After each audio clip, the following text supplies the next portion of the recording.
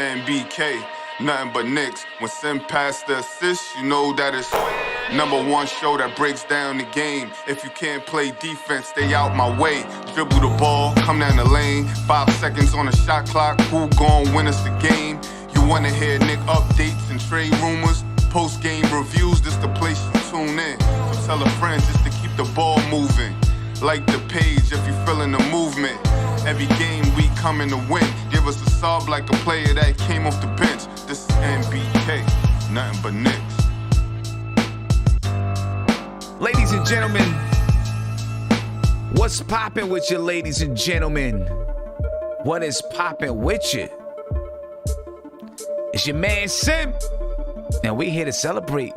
No doubt about it. We're here to celebrate, ladies and gentlemen. The Knicks get their first win in the postseason since the year 2013. And it's a big one. I was scared. I'm not going to lie to you. I was scared, ladies and gentlemen, that the Knicks were not going to be able to pull this game out, but they pulled it out. Tom Thibodeau made an adjustment. Started Derrick Rose in the third quarter. And you see the Knicks play faster in that third quarter. They were taking quicker shots. They were getting into their motion a lot faster. They were not letting the Atlanta Hawks defense settle in. That's the reason Derrick Rose started. Derrick Rose came out aggressive in that third quarter. Went to the basket, pulling threes. That's what the Knicks needed. They needed to play faster. They were playing so slow, getting the ball to Julius Randle, trying to do what they were doing earlier. But that amoeba quasi double team zone was really hurting the Knicks. So they decided we're going to get up the floor and try to score before they get a chance to set up that quasi zone. And it worked. Not to mention, the Knicks picked it up on the defensive end. Atlanta started to miss some shots. And here we go. We have a series, ladies and gentlemen. It's tied 1-1. The Knicks got to go to Atlanta and steal one. Come back with home court advantage. Big game from Derrick Rose. And I'm going to tell you what. It's looking to me like for this series, we're going to rely on Derrick Rose. We're going to rely on Alec Burks, Reggie Bullock, because it's going to be tough for Julius Randle, ladies and gentlemen.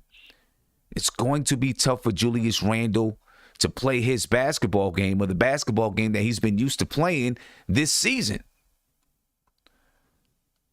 It's going to be tough for him. So the Knicks got to continue to evolve. All season long, the Knicks have evolved, and they're going to have to continue to evolve here in the postseason. And we've seen him evolve today. So they're going to have to figure out how do we score without Julius Randle being able to drop 30? Have to figure it out. It's going to have to be Rose. It's going to have to be a collective thing. Looking at the box scores, ladies and gentlemen, Trae Young still had 30 points. 30 points, 7 assists. DeAndre Hunter, he had 18 points. I told you, watch out for that guy. He only shot 30% from the field, but watch out for him. He shot 37.5% from the three-point line. He was 9 for 11 from the free throw line. He got to the line. As a matter of fact, he got to the line more than any other player in this game. DeAndre Hunter did. Shot 82% from the free throw line. Bogdanovich, that guy's a killer, man. He gets on my nerves, but he's a killer.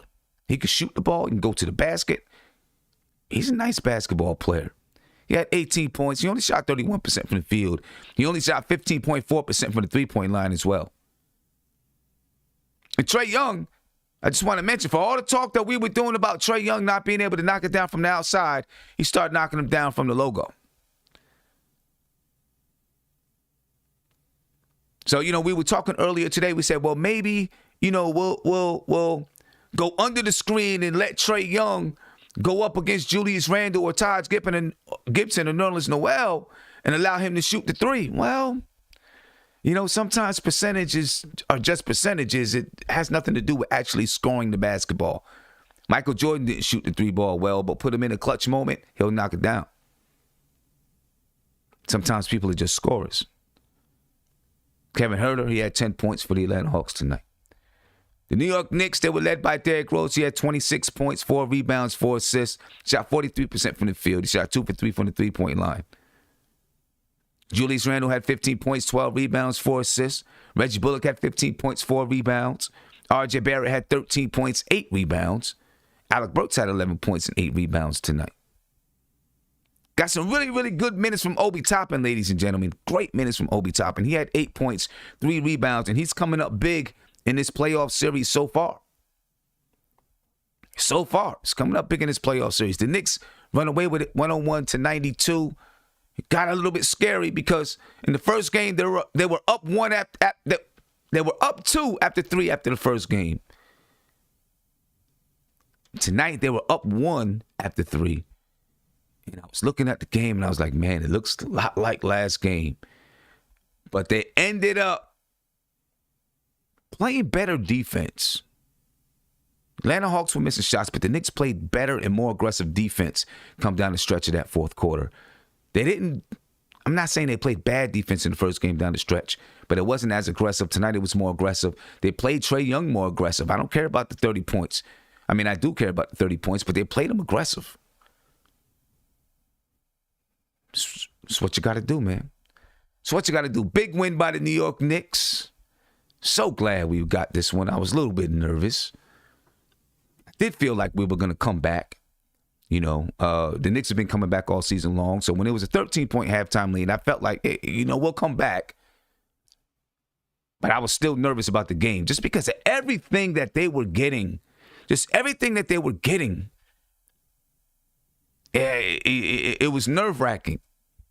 But I'm glad they came back. Got the win. And got a panel here, ladies and gentlemen. Going to talk about this game. But before we even talk about it, though. Before we even talk about it, I want to remind you, tomorrow night, 8 p.m., tomorrow night at 8 p.m., we got the Big 15 EP that's going to debut right here on Nothing But Knicks with Drugs Only, produced by Evergreen. Ladies and gentlemen, it's dope. I heard it. It's dope EP, so you better be, we're going to be depending on you to make sure you give a lot of listens to this EP. And as soon as it's released on Spotify and all your streaming networks, make sure you go bump it. You know what I'm saying? So let's go ahead and get this thing popping, man. And since we're talking about the Big 15 EP, let's start with Evergreen. Evergreen, what's popping, my brother? How you feeling? Man, listen, I just want to say, if we didn't win tonight, I could almost guarantee that the Big 15 EP would flop, right? Because ain't nobody trying to hear nothing. Nobody's trying to hear nothing that's going to be hype. Listen, we made this tape for y'all, myself, Drugs Only, Bezo, special guest on there, a few of them. I'm not going to say the names, but we made this tape for y'all. So if we would have lost this game, it was like, man, ain't nobody trying to hear nothing. Everybody want to be mad. Everybody want to be complaining. So because we won tonight, we get this premiering tomorrow. You know what I mean? We get to rep this team, and we get to see all of the transplants down there in Atlanta. We get to let them rep hard. You know what I mean? Like, we here. From now on, I was just on the phone with Dio, and I told him, I said, from now on, when somebody calls my phone for the rest of the year, when I answer it, I'm say, we here. How can I help you? That's it. I'm so happy. I'm so excited. Let's get it, son. Peace and love to the panel. Peace and love to everybody in the chat. You know how we coming, man. We here. We here, huh? Baby. We in the playoffs. That's an inside joke. You guys, y'all learn about that tomorrow night. Steph, what's going on? Y'all learn. To wait a little bit, son, for my blood pressure to go down, but I'm good. We pulled out this win. There was a time in that, I don't know, second quarter, third quarter, I was just leaning back in my chair. I said, I can't believe this is about to be over. And we came back. We made that comeback, man. It was great to see. It looked like Randle is figuring out where his spots is, and it's just clear. It's so clear. If Randle is not shot making or play making, it's going to be hard for us to win this series, period. I know people may want to talk about that little 5 more minutes that Rose got over Peyton. That's not why we won that game. It's Randle coming alive and making some plays for us and hitting some shots for us. Yeah, So and I do think that they found a way to defeat that that quasi zone. And I hope you all paid attention to it. I talked about it enough, right? And we broke it down on film. So I hope you really watched it and paid attention to it on the way when Randle gets the ball, then you see somebody just hanging in the middle of the paint, waiting for him to do something, playing that zone type of defense. But I think if they take Randle and put him at the high post before, like, okay, so they're in a man, Atlanta's in a man defense, and then put Randle at the high post instead of on the wing and let him get the ball at the high post, right? Leeds and the Knicks talked about it a little bit earlier today. But you get him the ball at the high post. Now it's a little bit tougher for them to go into that zone type of defense. And you let Randle start to create from that high post instead of out on the wing. I think that can work. Obviously, Atlanta's going to figure out a way to counteract that. But I'd like to see us going into, when do we play? Friday's game. And I'm going to be in New York, by the way, ladies and gentlemen. Friday's game with Randle getting the ball on the box, in the high post, those type of things. You know what I'm saying? Big Bubba. Yes, sir. What's going on with you, bro? Thank God I cut my beard. I'm going to just say that. Thank God I cut my beard. Because that's good luck charm. You was about to pull it out. Listen, you was about to pull it out tonight. If you didn't cut it, it was going to be gone tonight anyway, huh? Hey, sir, don't look at the group chat. Don't look at my messages. Because, I mean, like Steph said, there was so much emotion in this. Listen, my phone was going ding, ding, buzz. I had to silence it. I had to silence my group. I had to silence it. I silenced it because I was like, I don't want to hear all the, it's over. I told you we don't got this. It's done. I didn't want to see it. So I didn't want to see it. So I was like, I ain't even going to look at this stuff. So you know what's funny? I ain't going to snitch, but I'm going to wait for the person that said it's over. And we just gonna start laughing because they go, speak of the devil. They ran through my mind. I ain't gonna lie. But speak of the devil. Talk about giving, but no, Sim. Go ahead, break it down for me. Isaiah, real quick. It's another one. It's another one of them that was out there with all that negativity. I'm gonna keep it quiet until he come up. All right, and we can put both him and Cornerstone on blast. One or two is here who gave up in the first quarter, said it's over, but it's okay. What's up, Kev? Hey, how you doing, brother? How you doing, brother? Yeah, that was me. But no, Sim, seriously, man. Sim, go ahead, break it down. I hope people notice. I hope people notice in the third quarter that Taj Gibson was the MVP. What he did in that third quarter, Sim. And I was saying this on Guillermo's channel. If you're a young kid, a young big, and you want to make it in the league, just look at what Taj Gibson did in that third quarter. Man. I mean, Sim, the intangibles, everything he did in that third quarter, man, really set the tone and set everything that we needed. And then, of course, the obvious, second half change of, Derrick Rose started and everything. But Sim, I mean, that third quarter, man, it was just beautiful to watch. And Obi Toppin, man, Sim, yeah. I will wholeheartedly say I am so glad to be wrong. And this is like, again, this is another example of, maybe they know more than fans. You know what I'm saying? Right. Maybe they know more than fans. This is called growth. You're growing. Yeah, You're growing as a man. His energy, man, and it's so funny, Sim. I don't know if you noticed it. You probably did, but I don't think they got an answer for Obi. No. Listen. I don't think they have an answer for Obi. Listen. When Obi's out there on the floor, because of his athleticism, he can match their athleticism with guys that they bring in the game. Herter, he's athletic. Bogdanovich not real athletic, but a little bit athletic, right? Trae Young is an athletic guy, shifty guy, athletic. He's not jumping over everyone, but, athletic. DeAndre Hunter, these guys are athletic. They can bounce. He matches that ability. And so he can have some lightning-type plays. You know what I'm saying? He gets up the floor. When he gets the ball in the lane, he can rise up quickly. You know what I'm saying? But talk to me. What I want you to talk to me about, hold up. What I want you to talk to me about, Isaiah, is what did you see from Derrick Rose starting that third quarter? Starting the third quarter? Yeah. I think he was like, with the, I think it was the ice pick and roll. He was doing really good with that. He was attacking the rim, getting the ball movement going, hitting up the floaters and everything. Well, I don't think I don't. It's none of that I want to point out. None of that, because I don't think he was getting the ball moving. I don't really think he was getting the ball moving. Hey, the defense, Trae Young is doing what he wants. He was aggressively shooting the basketball. He came out aggressively going to the cup. He came out pulling threes with a defender on him. Julius Randle did the same thing. I think this was Jimmy Jackson, and I do want to say Jimmy Jackson sounds a hell of a lot like Greg Anthony. Every time I'm listening to him talk, I'm like, is that Greg Anthony? Then I'm like, no, it's Jimmy Jackson. But he mentioned it coming back from the break that the Knicks have to stop holding the basketball, stop giving it to Julius Randle and holding and waiting to see if we can do the same things. We got to shoot faster, and that's exactly what we did to start that third quarter. And that was the big idea with the switch. We got to shoot faster. Let's get up. Let's shoot the ball. Yeah. And I think that, at least for a little while, it stopped the Atlanta Hawks, or they got a shot up a lot of times in rhythm, but before the Hawks could get their defense set. And I think that was a big part. Although, it worked. And then we let the Hawks hold on. I'm gonna come around to you, Kev. It worked. Okay. And then we let the Hawks go ahead and, jump back out to the lead. And then, we battled back. And finally, in that third quarter, about the second half of that third quarter, started to wear them down. And hopefully we can continue to wear them down defensively.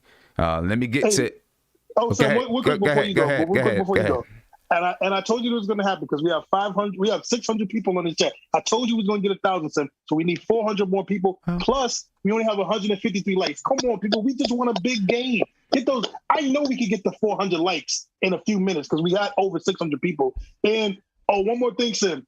Cash Baby or Baby Cash, wherever you're at. Come on to the chat because you were talking all crazy. Yeah. Come to the chat. Call up Cash. Call up Cash. Come on, call up.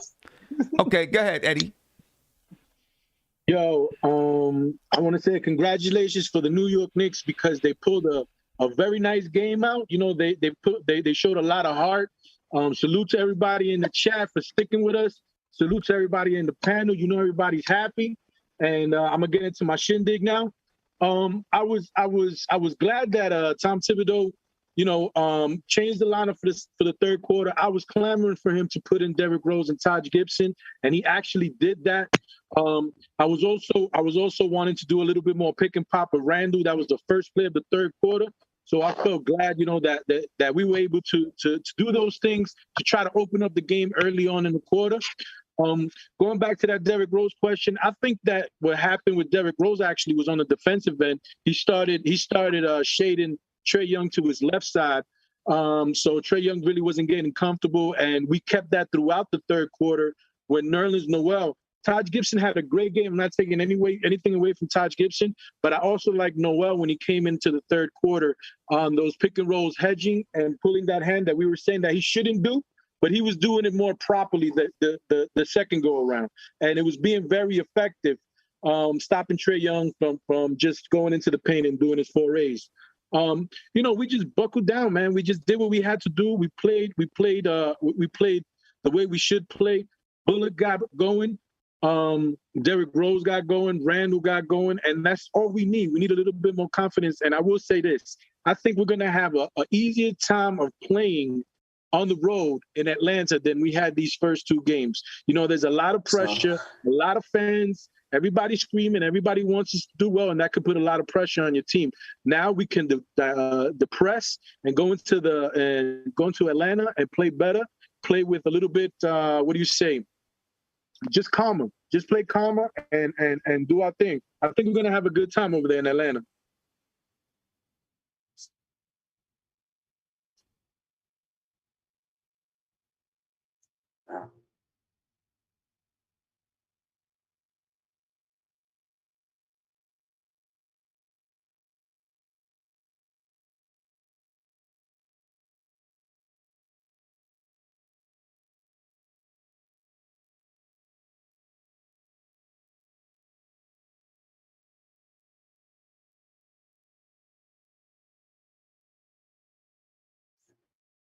And I also think that we found Elfrid Payton. I think we found Elfrid Payton's best spot on the team, and that's on the bench. Fact. You say it one more time. Please say it one more time. Say it one more time. It's not going to happen, but it's a fact, though.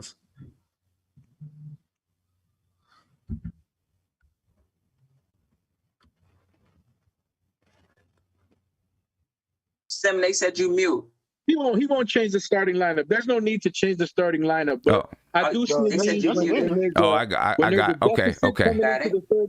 When there's a deficit coming into the third quarter, those are perfect times for you to make those changes. But in the beginning of the games, I thought he played okay defense on Trae Young. He just can't make a shot to save his life.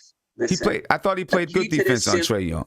I thought he played good defense. I think he played. Yeah, I think he played good defense on Trae Young. It was what he was doing on the offensive end. It was like, I feel like it was like 3 back-to-back turnovers. One of them was an out-of-bound kick. One of them was a bad pass. It was just like that was in like within the first 5 minutes.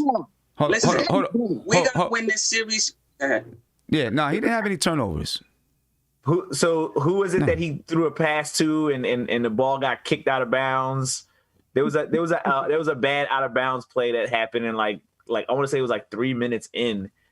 And I'm pretty sure it came from Elfrid Payton in a pass that was from him to Randle that was kicked out of bounds. It was something that was real bad that happened. That was like the final straw for me. It was like, take this guy out. I don't know. He didn't have any turnovers. I mean, what happened? You know, the Knicks jumped out to a 7-3 lead because their defense jumped out. They jumped out on fire on defense. You seen them playing up tight. Like really playing up tight. And for a little while, you know, Trae Young, he did hit a 3. He hit the 3 over top of Elfrid Payton, but he was there, right? But he knocked down the 3. And for a little while, a lot of the action was happening between Bogdanovich and other guys on the other side of the floor. We wasn't hitting shots. You know what I'm saying? We started off 7-3. Elfrid Payton missed a layup, a fallback jump shot. They come down and score. We're up 7-5 or whatever it is. And then I think Julius Randle pulls a mid-range and misses it. They come down and hit a 3 or whatever. And now all of a sudden it's 8-7 or whatever it is. That's when Tom Thibodeau called a timeout. No, he didn't call a timeout there. He let it keep playing. They scored a couple more buckets. We missed, scored a couple more buckets. 14-7, he called a timeout. They come back out. Rose is in the game. They go down 10. They go down 10. I think they're down about 10 after the first quarter. I don't remember what it was after the first quarter. I could be lying about that. They come out in the third quarter, and they keep it close. The subs come in, and the subs, the Knicks go down double digits. The subs come in and make a run. Now, of course, they're not playing against Trae Young, right? They're playing against Atlanta Hawks subs. They make a run. And then when the starters came back in, the game got bogged back down. When Randle, RJ came back in that second quarter, it went from like a 3-point game to a 15-point game that quick. They went on a 9-0 run. And a lot of it is due to the style that those guys are playing with the defense that Atlanta is playing. And that style, that plotting style is not meshing. It's not working well for the Knicks, which is the reason, in my opinion, that he took Elfrid Payton out, started Derrick Rose, and they played faster at the start of that third quarter because they had to get something. They had to get some speed out there on the basketball floor as far as the pace of the game, getting shots up and beating Atlanta's defense down the floor. Cornerstone? Yeah.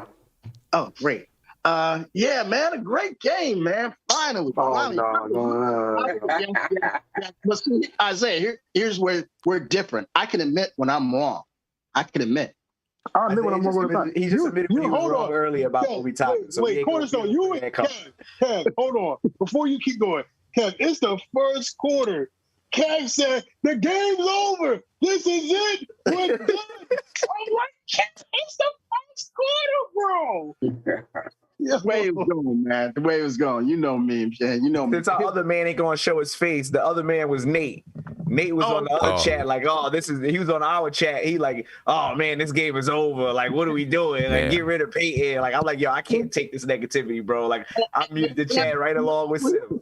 Yeah. Here's the thing. Sometimes you get a feel for how things are going, but yeah, man, we pulled it out, and hallelujah that, because me and Isaiah both thought that Mr. Tibbs wasn't going to change his was still set in his ways and not, change up. And he did this time. And glad he did.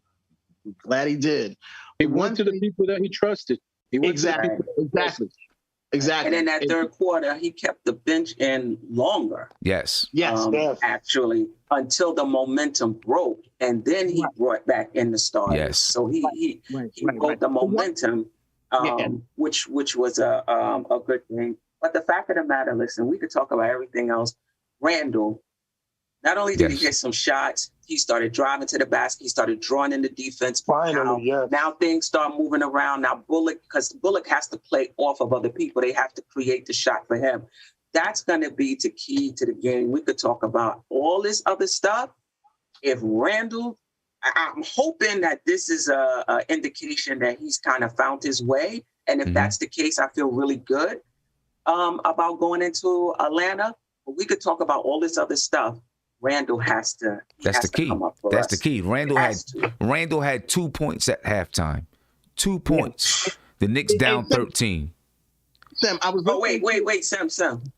It finally came. See it? There we go. That's what I'm talking about. That's an NBK shirt if you all can't see it. I'll wait for my free one. I'll wait for my free one. Yeah. You're not. Yeah. That's what freeloaders do. By the time you wait for the free one, you're probably gonna get this medium size. You might want to get the for real.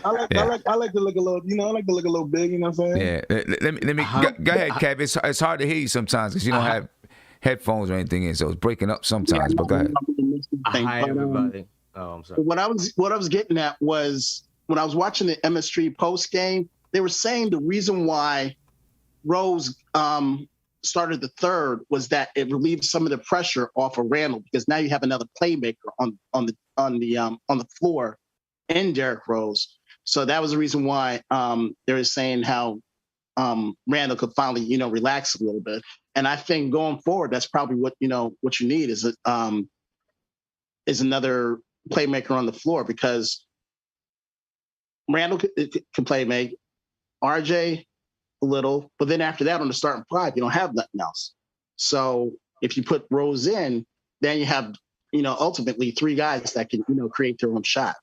So well, I mean, we'll see if that's what continues to happen. Right. As long as we continue to win basketball games, I don't care if they put Isaiah in the game. As long as we win, don't really matter to me. Right. Exactly. Hey, listen, if they start meeting this game, I'm getting a quadruple double, baby. I'm telling you right now. Real quick, and everybody in the panel, does anybody have a problem with RJ not finishing the game? No. We anticipated him not being a closer from that 11-game winning streak where he was having trouble. Okay, right now, to be honest with you, I'm sorry. Go ahead, Savvy. Hi, everybody. I want to say hello. Hi, Steph. Hi, everybody. Hi, everybody. I'm doing well. I'm doing especially well because the New York Knicks have just won the first playoff game in 8 years. And I want to say that what you're getting right now is Savvy D with the utmost of restraint. I promise you, I was counting off the walls tonight, acting a god dang fool. I just want to say one thing. I feel like this is my cue because a couple of things have arisen that have been consistent storylines in my rhetoric throughout this season. Okay, and I want to address them. The first thing is about RJ Barrett. And I am the RJ Barrett Avenger as far as I'm concerned. And I am not upset at him not finishing. You know why? Because that was the regular season and this is the playoff. And then the playoffs, if you ain't cutting it, you ain't cutting it. I will say this, though. I was calling his name in the first half when Julius was not scoring because I was afraid that Julius would elude us once again. But he showed up in the second half, and he was able to make some things happen for us. But I think the guy that really won us the game tonight, Derrick Rose. Derrick Rose kept us in it from the beginning, and he was able to facilitate. The rookies are still out for blood. Obi Toppin just gets better as he goes along, and it's incredible how we're able to come together in the end, and I feel like we're going to be able to steal a game. I think we're going to be able to steal game 3. I feel like we're going to be that kind of team when 2 in a row come back. Yeah. You know? Yeah, I agree. I definitely feel like we can steal a game in ATL. Now, back with the question about RJ Barrett. Listen, the bottom line is getting the win. It does not matter who is on the floor. Just get the win. It don't matter. This is the time of year. Listen, throughout the season, people are going to play. People are not going to play. And the coaches are going to be trying to figure out rotations and this and that. When it comes to the playoffs, you just gotta win. And whoever's out there giving you production to win, you win. There's no time to get mad if this person is not playing. There's no time for that. Coaches can't care about that. The only thing they got to care about is getting a win. That's it. Yeah. So, Sim, just to piggyback, 100% agree with you right now. This is the playoffs. No disrespect, but it's not about the feelings. It's about the win. I don't care if Theo Pinson himself is on the floor and D Rose is not playing. D Rose not playing good, Theo Pinson playing good. I don't care. It's all about the win. It's all about us getting 4 wins. That's all that matters. Is getting 4 wins, another 4 wins, another 4 wins, until you get to 16 wins. So, people can feel how they feel. Listen, and Sim, it's the crazy thing. We all know RJ. He's gonna be okay. We literally said before the series started, we expect RJ to struggle. He's a rookie. He's not a rookie, but he's a 20-year-old guy, and he's playing big minutes. He's expected to be the second to third option on this team right now, and it's okay. He's gonna learn. He'll be completely fine. We got to get wins. That's all that matters is the wins. That's all that matters. Yeah, that's it. Now, and I want to give a couple of shout outs here. Then I'm gonna get to. I thought I had a phone call. Maybe I don't. Shout out a couple of super chats. 23 Blade. Well, they're both 23 Blade. Thank you for the super chat. Thank you for the support as always. He said Rose, Taj, Bullock, Obi. Who's Ty? Oh, Trae Young. Rose, Taj, Bullock, Obi, Ty, Peyton. Shake my head. I don't know. Then he said Sim was on it with the analysis. I appreciate that, and hopefully we'll be able to break this game down and look at what's going to happen or some things that could happen in Friday's game. So I want to go around and get some questions, a couple of quick questions I want you guys to answer. All right, Derrick Rose played 38 minutes tonight. He played 38 minutes in the first game. Can he continue? Can he hold up playing 38 minutes a game? Steph, I'll start with you. I would like to see him play less. They started, I think IQ started in the third quarter with Rose.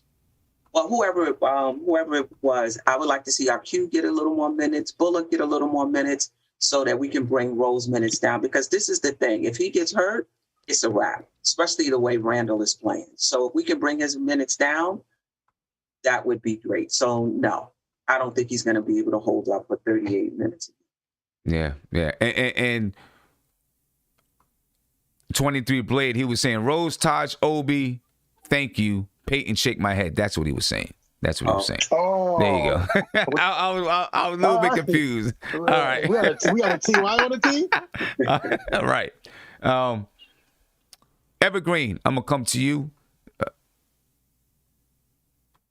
Can Derrick Rose hold up playing these 38 minutes? It's a lot of minutes for him. I mean, I know health-wise, age-wise, he probably feels like he can. You heard him in the TNT broadcast. He was like, I was told at halftime that I'm going to be starting. For me, it's a whole new warm-up series that he's got to go through. You always see Derrick Rose get on, do his little aerobics or whatever he's doing to warm up. You know what I mean? His little whatever he's doing, whatever he's doing. His Chi-Town yoga, whatever he's doing. You know what I'm saying? Little yoga or something. But do you think he can hold on for 38 minutes a game? No. No, as rough as that sounds, no. There was a rebound that Julius Randle got in like late in the mid or late in the third quarter. Julius Randle got the rebound, and everybody ran down court. He passed it off to Derrick Rose, and Derrick Rose walked the ball up court, and you can just see that like that man's body was drained. And there was a couple plays that he was like completely out of the game, where you could tell he's just trying to get his wind beneath them, get the wind back into his lungs. And then when the ball comes back to him, he's a little bit slower. He's got to resort a little bit more to the craftiness of his game as opposed to the speed and explosiveness. I personally don't want him playing 38 minutes a game. There's no reason we should be putting that type. The same thing that Chicago fans was complaining about back in 2013, 2012, 2013. Is the same thing that I don't want to put that stress onto his body. What I really want is for Quickly to let it fly, right? Because if he starts letting it fly just a little bit when it's him and Alec Burke are in the front court, you give Tibbs a little bit more confidence to say, let me keep those guys out there. And I mean, there was a bunch of plays where Quickly is doing the jab step when he really could have just let it fly from that point, So it's just a matter of, how can we find Derrick Rose more time to gas back up, because he's gassed out. You can see it and you can tell. Hell, even at the post game interview afterwards, obviously we know Derrick Rose is like, he's a soft spoken guy, but you can see his body is just like drenched in sweat. Like he just looks not demoralized, because obviously we're in good spirits for winning, but you can just tell like that look on his face is just like, damn, I just put my body through a lot. So I want Quickly to get some more shots, get Quickly some more shots, have him defer from the floater. And then once they start seeing that ball going in, Tibbs will be a little bit more confident in saying Derrick Rose is the guy. Derrick Rose is gonna come in later in the game because Quickly's got something going for him. So I think what happens though, he played 38 minutes tonight, but if let's say game 3 he doesn't start Peyton and Peyton doesn't play, if Rose starts, so Peyton played about 5-6 minutes, right? Which gave Rose, some extra minutes in the first. Well, actually, the extra minutes came in the second half. He played his normal minutes in the first half, and then in the second half, he played Peyton's minutes as well.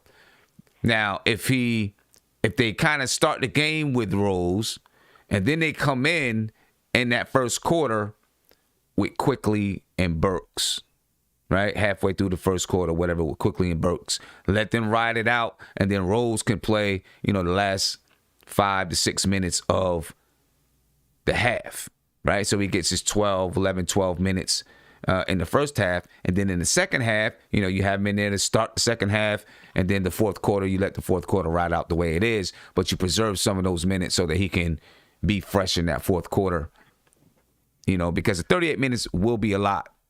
Will be a lot on his knees and things like that. And I think that's the concern, right? I think that's the concern. Is there any positive analytics that we can see between Quickly and RJ in the backcourt as the first sub with Quickly off the bench? You know what I mean? Like, what do the analytics say about Quickly and RJ running up and down the court together with whoever, the forwards and centers are? Because if that's the case, then, those minutes can be very easily staggered between Quickly and Burks, you know what I mean? Because you don't necessarily have to, pull out Rose and RJ at the same time. And you don't have, what I mean? It's just a matter of like, how can we, what units can run the best together? And I'm not sure if Quickly, the first guy off the bench at the 1 is, because that's the guy I want to rest. Like I need Derrick Rose to rest. Yeah, but right? I don't. He would be my first guy. Yeah, but I don't think he's gonna put Quickly at the 1. He's playing Alec Burks at the 1, right? So when Rose isn't in the game, And when Elfrid Payton's not in the game and Rose isn't in the game, it's Alec Burks who's playing the one, and Quickly's playing more off the ball. So I think he would be using Alec Burks to kind of be the on-ball guard. Let me get you a phone call here, then I'm gonna come down to you, Kareem. Caller, you live. What's popping? Sam, what's going on? I'm good, man. How you feeling? Oh my goodness, man, I'm just so happy for all of us. First win, 15-point comeback win in the playoffs since Game 6 of the 2000 Eastern Conference semifinals against Miami. Yeah. And I was at that game. Okay. As a little kid. So special to me. I just want to say this, man. I thought Julius calmed down, and he started to make plays for other people and look like the guy we fell in love with this year, finally. It took him a while, and hopefully this will calm him down as we go to Atlanta. I just want to say this, man. Obi Toppin plays at an energy level. I mean, we gotta find more minutes for this guy if he's going to play that hard. Yeah. I mean, listen, maybe just the energy level and I think it was Gmo who pointed this out, maybe a long time ago when we were talking about players being in the bubble and there not being fans there, and talking about how some players, they get their energy from the crowd. And maybe Obi is one of these guys that gets his energy from having so many people in the crowd. And when he does something electric and the crowd goes crazy, it gives him energy. Maybe he's one of those guys. Nothing wrong with that either way. It's just maybe he's one of those guys, and this is why we are seeing, the energy that he's playing with out there.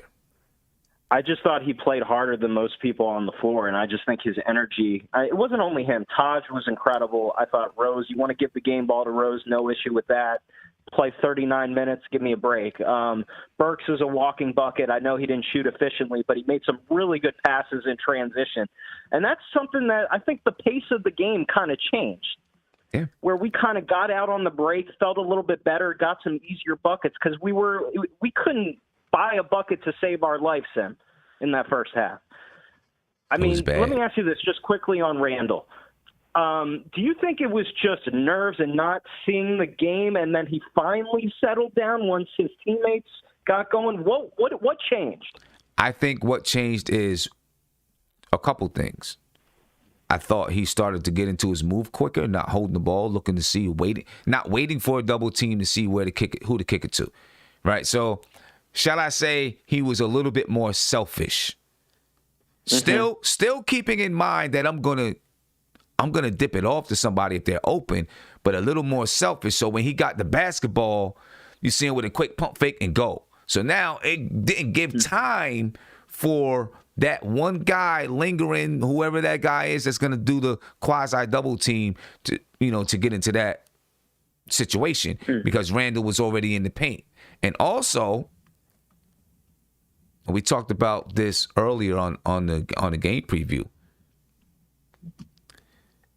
They started putting Randle at the high post, right, which negated the ability. I guess they still try to do that quasi double team, but it really does kind of negate that ability to do that quasi double team, because when he's out on the wing and he gets the basketball, they kind of go right into a 2-3 kind of, right? And if he passes it, then they go back in the man. But he has the ball, they go right into a 2-3. Oh, that kind of a zone type of defense. And they got, two guys on him, but not giving him a lot of pressure. Because once they commit, that's when he's able to find the open shooter. So they don't really ever commit. And now he gets caught in limbo. Right? So they took him, instead of having him out on the perimeter, a lot of times in the second half, he was up at the elbow, and he get that ball at the elbow. They have no choice but to play up tight on when he's at the elbow. And then he can start to go to work and, dribble around in there. And then, they're probably going to collapse and he can kick it out. We'll see if that continues to work.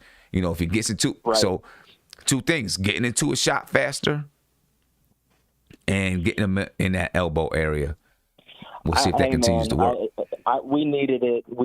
I'm happy for him because it was not looking good, and I'm happy for him. Hopefully, he can just relax, just play the way you played all year. And you're right; they are throwing that little quasi zone, and I'm happy for him. And the guys on the weak side got to cut more if they're going to do it on the baseline with that quasi or whatever you want to call it, where Capella's not coming fully out.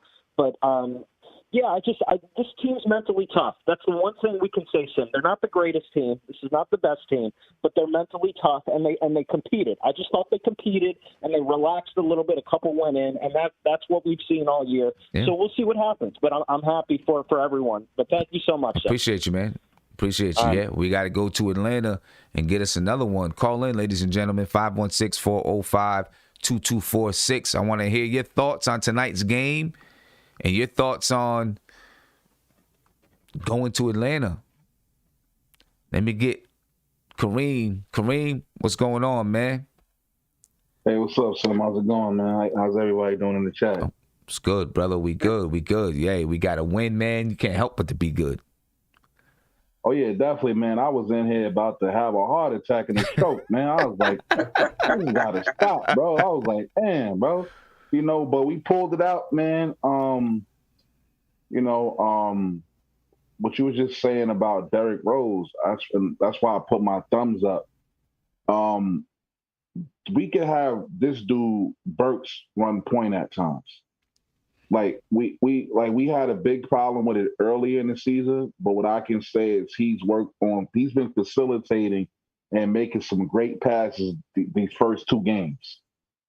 You know, he's shown that he's willing to give the ball. He's making good decisions. I have not seen a mishap from him yet, really.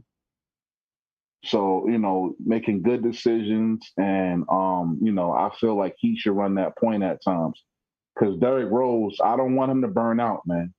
Well, yeah. I mean, listen, if Elfrid Payton is out of the lineup, he's going to be playing that backup point guard spot while Quigley's playing off the ball. Yeah, I agree with that. So you won't see Derrick Rose get the 38. Well, you never know what could happen, but you might not see Derrick Rose get those 38 minutes because remember he played 5-6 of Elfrid Payton's minutes today. Yeah, he did. At the top of the third quarter, he played 5 or 6 of those minutes today. Yeah, he started coming out of halftime, correct? Correct. He started coming out of halftime. So now if you take it and he starts the game and starts at halftime, the rotation is going to be a little bit different, and Alec Burks will be that backup point guard. Yeah, but I think that's why we won this game, that choice. Mm-hmm. The adjustments that Thibodeau made in coming out of halftime, it definitely made the difference, and we just clawed. One thing I would say about this Hawks team, and I'm noticing with them, if you breathe on them too heavily, they kind of squint up. With us, we'll drop. When you knock us down, we're gonna keep coming.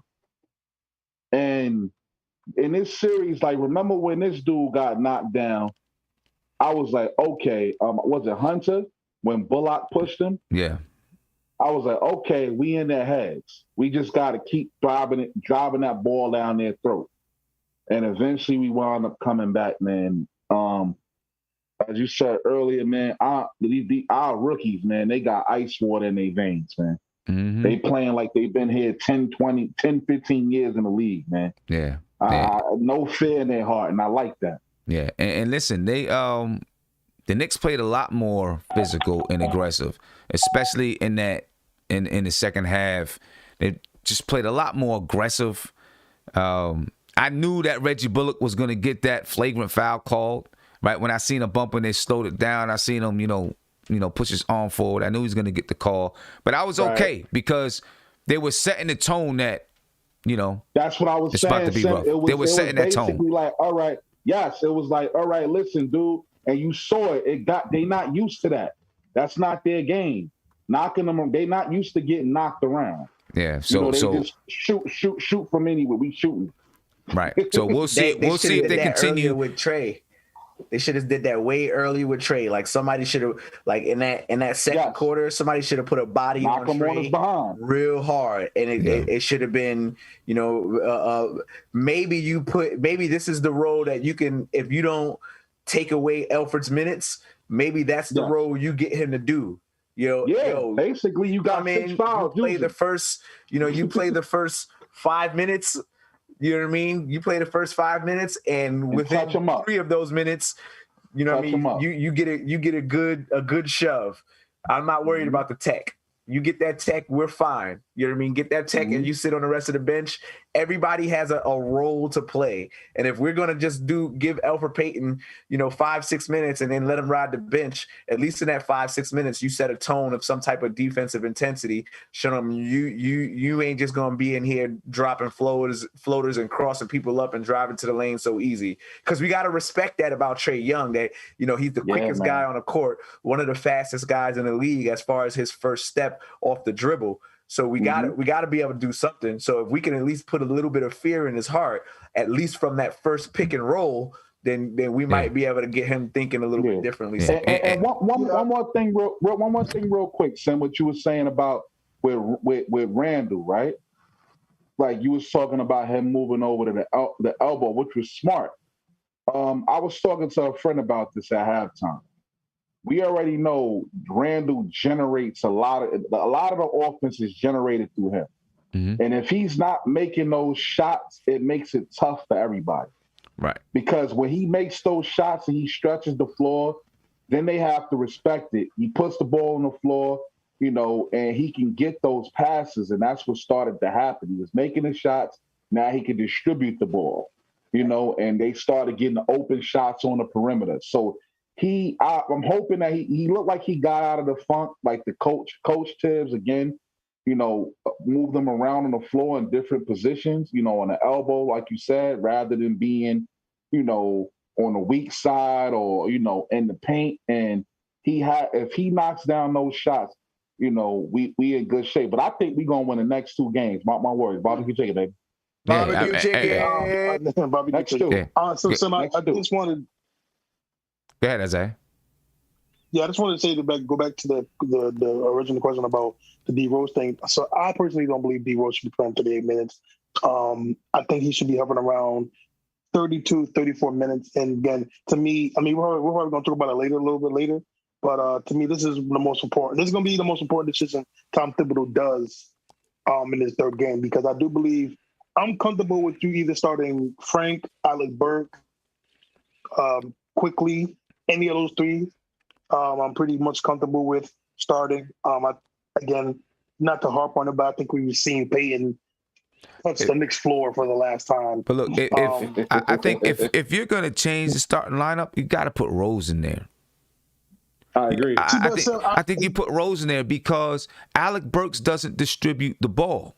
So the purpose would be to get someone that can distribute the ball, run that screen and roll with Julius Randle, help him to get some easier shots like you've seen at the top of the 3rd quarter, right? It would be that purpose. So I think you take and you start Derrick Rose. He plays 6 minutes.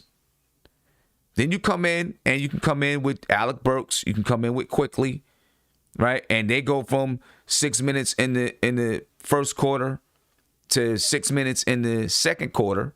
And then Rose come back in. So now he's played 12 minutes in the first half. Right? Now you do the same thing in the 3rd quarter, 6 minutes. And then the 4th quarter, you see how it's going. Maybe he comes in at 7 minutes. Maybe he plays 7 minutes in the 4th quarter, something like that.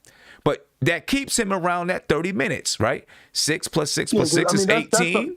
And then 7 more minutes in the 4th quarter, that's 31 minutes. Keeps him around 31 minutes. He played 8 tonight because he played some of Elfrid Payton's minutes. That's why he did 38 tonight. Yeah, because again, right, I think we talked about this before in the game that we lost. To me, the biggest mission is that he's there in the 4th quarter.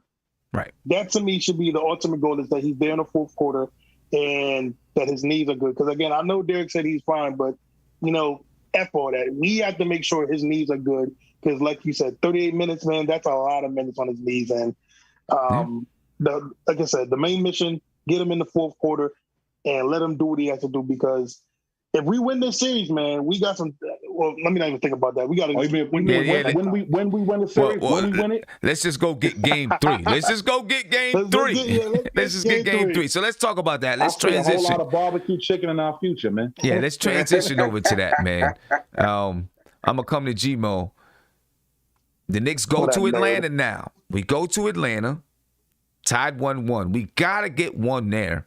We can't come back to the Garden 3-1. And not saying that we can't win if we do come back 3-1. But if we're gonna get one there, let's get one there now, right? How do you feel? You're right, Sim. We coming back 3-1 though. You're right. Well, I hope we coming back up 3-1. I hope we coming back up 3-1. Yeah, that's what I'm saying. Not 1-3. Okay. Back to the Garden 3-1. That's what I'm saying. But G-Mo, your thoughts on the Knicks going to Atlanta? How you feel? You know, what do you? I don't know how many people they're allowed to have in the stadium and all of those things. Just your thoughts, man.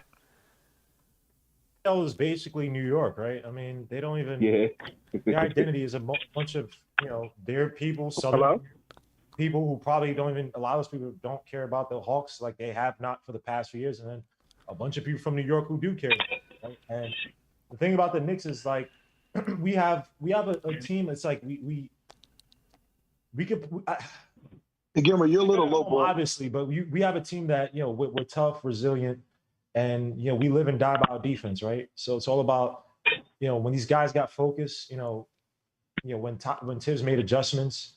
When Taj, who I think is probably the most underrated player for this game.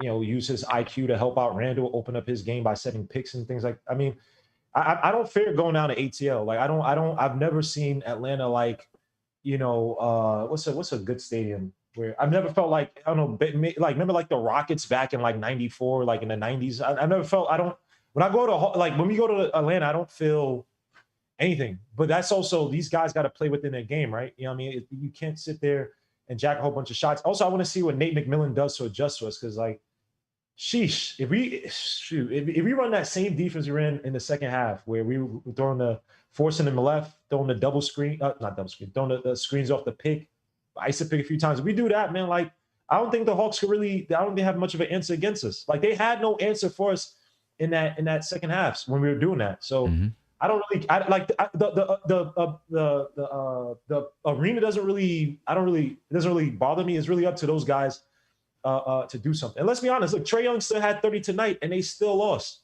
So and they try to make it seem like he's Reggie Miller. I don't feel that with Trae Young. Yeah, like, I don't feel that either. He's not Reggie Miller. Bailed out by the refs. I've never looked at Trae Young and was like, okay, we got to play freaking AD or so. I don't feel that. I don't feel dread. So. Okay. He's doing all that like dogs. I don't even know what capacity going to have down in ATL. So it's full. It's full. And ATL is wide open. ATL's been wide open. Yeah, I want to say a week after COVID. The people in that's true. That's true. Damn about that. That's going on. Yeah. I predict that there's going to be probably like a quarter of the fans there are going to be Knicks fans. You know what I mean? Like maybe again, more than a lot. Yeah, maybe more, like a lot of the people that are in Atlanta, they're from New York. Like there's a big fan base from New York. So I don't think that pressure of what our players were feeling in the Garden, I don't think they're gonna feel any of that. They're gonna feel the boos, whatever. We get booed everywhere we go, but I don't think they're gonna feel that pressure. That pressure to perform. That you get, that awkward silence that you get when a ball goes up and everybody gasps. Like you're not really gonna get that. You know what I mean? You're gonna hear the cheers for your team over the boos. You know what I mean? Because that's what you're listening for. So I'm not worried about any of their, that anxiety that the players would feel through loud cheers and boos. Like they're not gonna feel that. They're not gonna feel that. And in Atlanta, like Atlanta is. Like everybody's home, you know what I'm saying? Like, everybody's comfortable in Atlanta. Oh, man. Serious, everybody's comfortable in Atlanta, man. You got that southern, that southern hospitality. Everybody's comfortable in Atlanta. Let me get to a phone call, then I'm gonna come to you, Isaiah. Call you live. What's popping? Hey, how you guys doing? I'm good, man. How you feeling?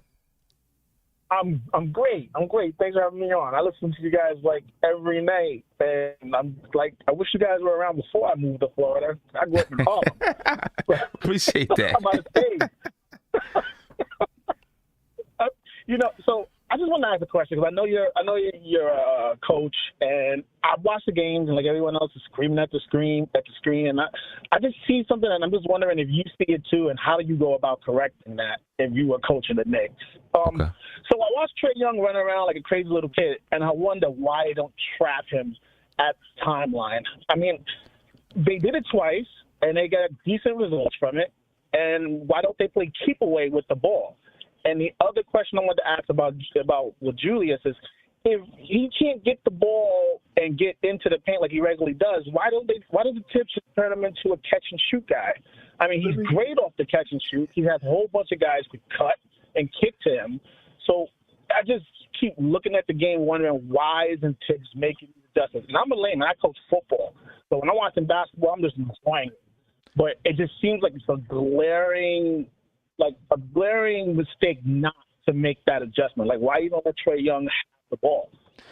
Yeah, so I think, as far as, because that's something that I thought that they should do as well, right? Send the early trap at half court and make them have to adjust now. That could lead to a lot of open threes, right? Because you're taking two guys basically out of the play and you're extending them really high to half court. And on one guy, which leaves four guys versus three guys. And that could be problematic with the amount of guys that they have that can shoot threes as well as put the ball on the floor. I'm thinking that could be a reason why they have not went to a double team. Or maybe they're holding it until later in the series and they don't want to show their hand too early. I don't know. I would think that at some point during this series, if it continues to be tight, it's something that Tom Thibodeau will pull out the bag. He did it against Damian Lillard, and it worked. We've seen him. We've seen him do it a couple times when the Knicks played dynamic point guards. So it could be something that they pull out maybe a little bit later on in the series. I don't know. But Atlanta has a lot of versatile players. And so I think that maybe they're a little bit nervous about the versatility of those guys because they have a lot of DeAndre Hunter can put it on the floor. Bogdanovich can put it on the floor. You know what I mean? Clint Capella's not going to put it on the floor. But so I just think that they're maybe a little bit nervous about that. And on the other side, as far as making Randle a catch and shoot guy, I don't know if his shot is that automatic where he can just catch it, get on his toes, and get up in the air, and it's going to be efficient. Okay, I mean that's fair. At least it gives me something to say in my head when it's not happening. It seems like it just seems like my inner monologue is turning into my outer monologue, and people at the bar think I'm crazy. Right. Yeah, I mean, his game has evolved a lot as far as his shooting, but maybe that could be another evolution of his game. I don't know, but I don't think he's there with that now because that takes a lot of mobility, dexterity. Plus, he's a big guy. You know what I mean? So he's got to be able to get around the screen, catch it, boom, get up in the air. With some of those type of things. So, but I think by putting him at that high post, kind of negates a lot of what Atlanta is doing, and I think they need to continue to go to that.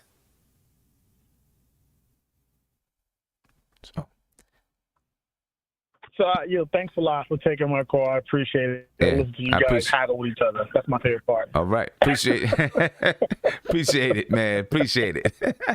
Have a good one. Right. Let me get to another phone call here. Caller, you live. What's popping? Hey, how you doing? Thank you for taking my call. I called in earlier. I'm a big Rose fan, and I predicted you guys were going to the championship. So I'm going to stick to that premise every time I call. But first, I want to apologize to the lady in the panel, which I know her name now is Stephanie, because the chat went in on me. They said, hey, her name is Stephanie Caller. So now I know her name, and I want to give her praise because she has the intake on, she has the insight on Thibodeau. That's the Thibodeau go-to. So saying that, giving her a praise and apology. Moving forward, I think that you guys are going to get this series, and it's going to be an easy road after this because Julius Randle looks a little bit spooked. The bright lights are on. He's been playing bully ball without the crowd, but now it's like they're looking at me, and that's not going to work. He has to play more composed under the stretch. But after that, it's off to the championship. And looking forward, I'm looking at the spectrum of the NBA. The Clippers are looking real shaky, so we can't get Kawhi. We need a point guard, and I think we can go grab Cat. So with that being said, let's go Knicks. Let's get this chip, and peace out. Appreciate you, my man. Appreciate you. Have a good one. Yeah, the Clippers are definitely looking a little bit shaky. Looking a little bit shaky over there. We'll see what they're going to be able to do. But they're definitely looking a little bit shaky. By the way, Sim, if the Knicks get Kawhi Leonard, I want my flowers. What? Because I'm the first one that talked about if they don't do good, he could think about the Knicks. Everybody's like, oh, he ain't going nowhere. Listen, if he comes to the Knicks, just know it was me. I talked to Uncle Dennis. I'm gonna send you dead flowers. That's what I'm gonna do. Ladies and gentlemen, please. But Sam, I wanted to say, I did want to say something for real though. He called it a PR team. You're about to say it right now because listen, I told you today, Sim. I told you today that you're gonna get 1,000 people on your chat. You are at 731 people. We need. I'm not good at math, but I'm gonna just say over 250. Right? We need 250 people. Come on. And then we also don't even have 500 likes. People, we're at 461. There's 731 people. I know we can do it. We got Steph, we got Kareem, we got Savage, we got Evergreen, we got, I forgot that nerd's name. But we got a lot of people in here that can, come on now, we got a whole all-star. He gonna kill me. We got a whole all-star in here. But come on, get them likes up, people. No doubt. But Hey, so I'm gonna ladies, say this though. Hold on 1 second. Ladies and gentlemen, please make sure that you subscribe to the channel if you're not subscribed, because tomorrow night, remember, tomorrow night at 8 p.m. 8 p.m. tomorrow night, we are debuting the Big 15 EP. Drugs Only. It's the artist. Produced by Evergreen. You know what I'm saying? So make sure you check it out. The album is dope, ladies and gentlemen. It is dope. We're going to debut it right here tomorrow night, 8 p.m. Look for the notification. So if you're not subscribed, please subscribe right now, so that you can be notified, right? And just to give you a little taste of Drugs Only, he's the guy who's doing my intro song. So take a listen real quick, and then, we're going to come back and go on into some other things. Check it out. This is Drugs Only right here, and you'll get to hear a lot more tomorrow night. This is NBK, nothing but Knicks. When Sim passed the assist, you know that it's #1 show that breaks down the game. If you can't play defense, stay out my way. Dribble the ball, come down the lane. 5 seconds on the shot clock, who gon' win us the game? You wanna hear Nick updates and trade rumors? Post-game reviews, this the place you tune in. So tell a friend just to keep the ball moving. Like the page if you feeling the movement. Every game we coming to win. Give us a sub like a player that came off the bench. This is NBK, nothing but Knicks. Yes, ladies and gentlemen, that's Drugs Only. And the EP, you'll be able to catch that tomorrow, ladies and gentlemen. So please, tomorrow, 8 p.m., make sure that you join us. It's going to be dope. It's going to be dope. It's going to be dope. All right. Hey, so, Go ahead. So two things that I noticed that was really, really disgusting to me with the Hawks fan and Trae Young, and I hope that the refs please don't do this, because there was 2 plays, the strip by Bullock, that wasn't a foul. That's just playoff basketball, and they bailed out Trae Young with that because that was a fast break, easy 2 points, but they wanted to call a foul. That was disgusting. Then also when they doubled him and they had him tied up, and it was supposed to be a jump ball, but they caught a foul. That was also bad. So Hopefully they do that. But hold on. Wait a minute. It's my man. It's White Chocolate, the Italian stallion, the entertainer talking sports. It's going to be a good day, everybody. White Chocolate, what up, baby? We see you. What's going on? What's going on? I got no voice, but I'm going to do it anyway. Stand up, New York Knicks There we fans. go. There it is. Entertainer, what's going on, man? How you What's feeling? I going know on, you guys? got to be pumped. I know you got to be pumped, man. I just this is the best Knick game I've seen in 8 years. I mean, with the circumstances and everything else, the ability for that team to scratch and fight and claw back down 13 points at halftime. I was getting down on Randle. I'll be the first to say it. Like, we had 5 minutes to go in the third quarter. Randle, he was choking. Like, I was like, this guy, what the hell is going on? This guy's been our leader all year, and he turned on the Jets. He got the job done. Rose played 38 minutes. I think he gave us like 26, 27 points, whatever it was. And just the fight for this team to come back and do what they did. I'm amped up, man. I'm not going to be able to sleep tonight. And I wanted to come on here and talk with you guys about it, celebrate the victory together. And I appreciate you for having me on. Yeah, appreciate you for jumping on with us, man. It's definitely, this is the first win in 13 years. It's incredible. Let me get to this caller. Caller, you live. What's popping with you? Who am I talking to? What's going on, man? What's on, man? I know you remember me, man. This is who? This is who? Oh, what's going on with you, man? How you feeling? But come on, man. You know me, man. We had the talk about the dude from Orlando and everything. Yeah. I remember. Yeah, I know you remember him. The truck driver, the one that just opened the trucking company in Texas. And I met the 1,200 a day just to watch the damn game. But, bro, first off, I'm home. I'm home now. I'm home, and I watched the game. Thank God. And thank God for this win. God, you know me. Like I told you, I've missed a Knicks game over 30-something years. But first off, what I wanted to tell you is, and I told you remember a couple of calls ago, I told you Derrick Rose should have been Sixth Man of the Year. Like I told you, we should have been sit down Alfred Payton. Now, and I hope we stay with this. I pray to God that Derrick Rose will start the next game. I pray to God, because Alfred Payton, he's taking too much energy from us, my brother. He's taking too much energy from us on that first and the beginning half of the game, because we got to keep playing catch up. We can't keep playing catch up. We not home. We can't play this catch up game.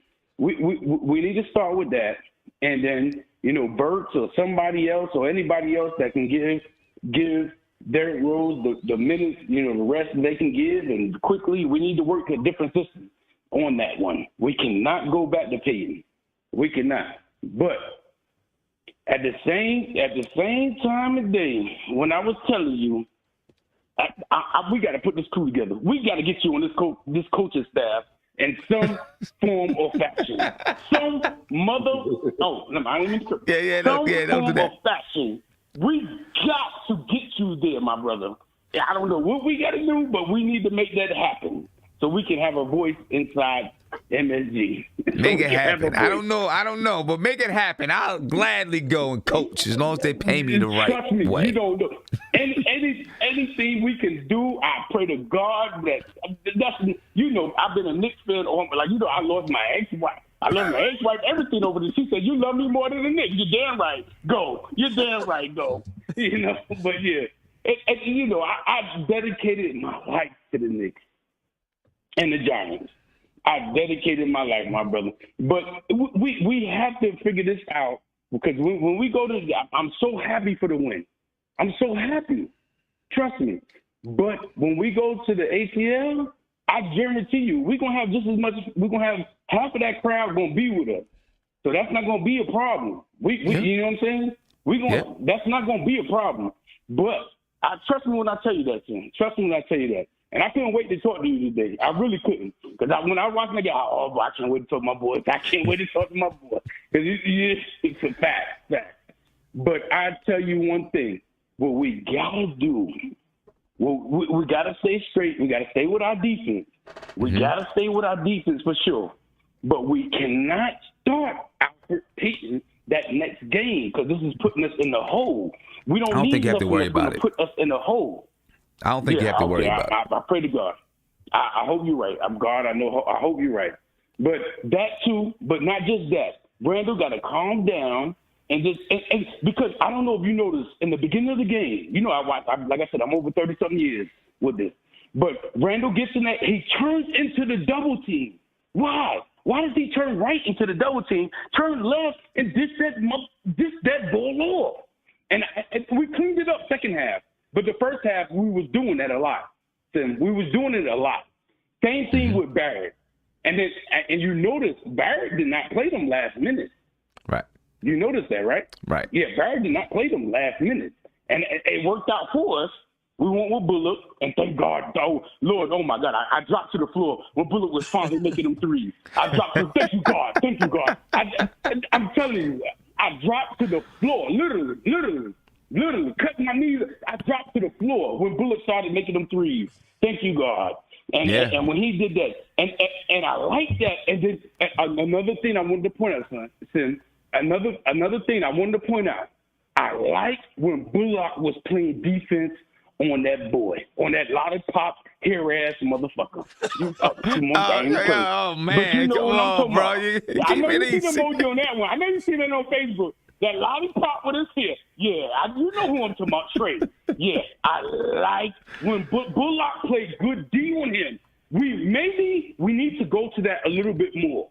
Bullock played good defense on him on that second half. I don't know if you noticed it. He did. He did. Yeah.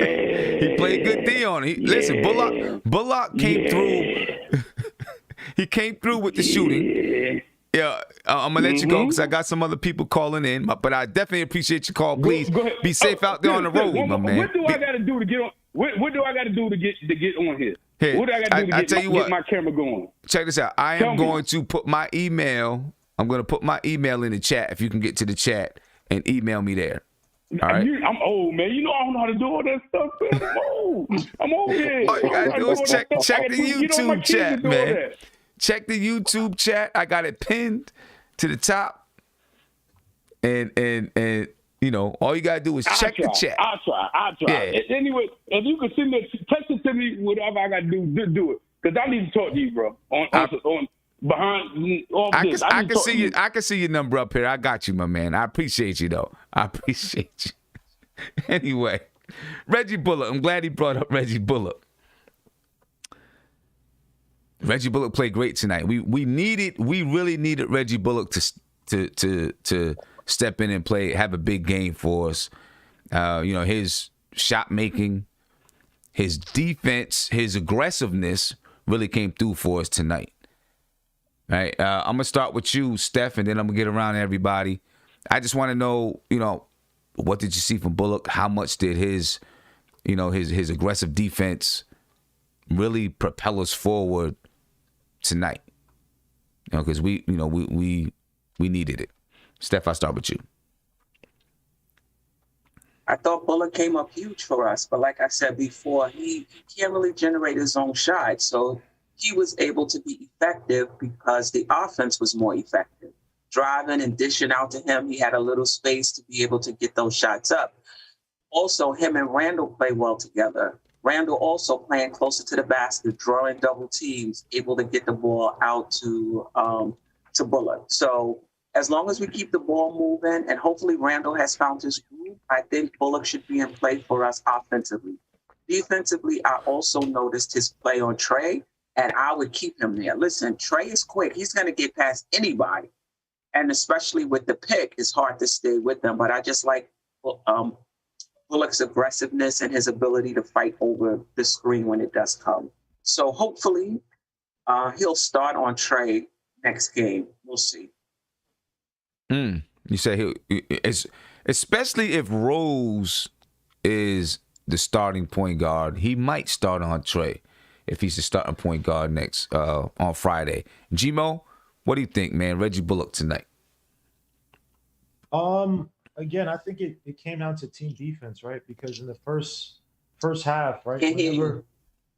You can't hear me? It's kind of low. I'm sorry. Or is that just me? Can you guys hear me? He is kind of low. Yeah, you're good right there. And it's probably even lower for people that don't have headphones in their ear. Sorry about that. Yeah, I just say with Reggie Bullock, I think it was a team defense thing because in that first half, I mean, again, when we played drop coverage on Trae Young, when he's able to penetrate and kick it out, Reggie Bullock, because he has to help out, everybody gets exposed for the most part once these guys have the shooting down pat, right? But then when you had Reggie Bullock and Nerlens Noel or whoever it was to help out, and they forced Trae Young to his left, got him into traps, you know what I mean? Then that's where you really see because I mean, look, Trae Young is Trae Young. He's gonna weasel his way.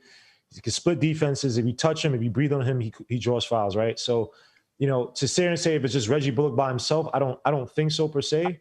But it's going to be a team defense thing. He's probably our best perimeter defender, right? We're not playing Frank, right? But when you have a guy like Reggie Bullock out there, he could do that. And again, just like Steph said, a lot of his offense tonight came from Julius Randle getting the ball out or whoever it was who was the ball handler at the time. So Reggie Bullock has to make his bones that way, but it's again, it's going to come to you because it's like pick your poison, right? Because they still got guys on the outside, and I think that if you put Trae Young on Bullock the whole game, you put Bullock on Trae Young the whole game, you're probably going to have it where Trae Young is still going to split him and then kick it out to whoever's open, and then whoever those guys are, Bogdan, whoever those guys that Bullock would have had, they probably might make the shot. So it's basically to me, I just think it's more of a team defense thing, right? You know what I mean? So. And he's probably our best to help out. And then whoever the big man on the roll man is to come in double team. Right. That works out best. Okay. All right. Do you think Derrick Rose, do you think Tom Thibodeau sticks with Derrick Rose as a starter on Friday? Oh.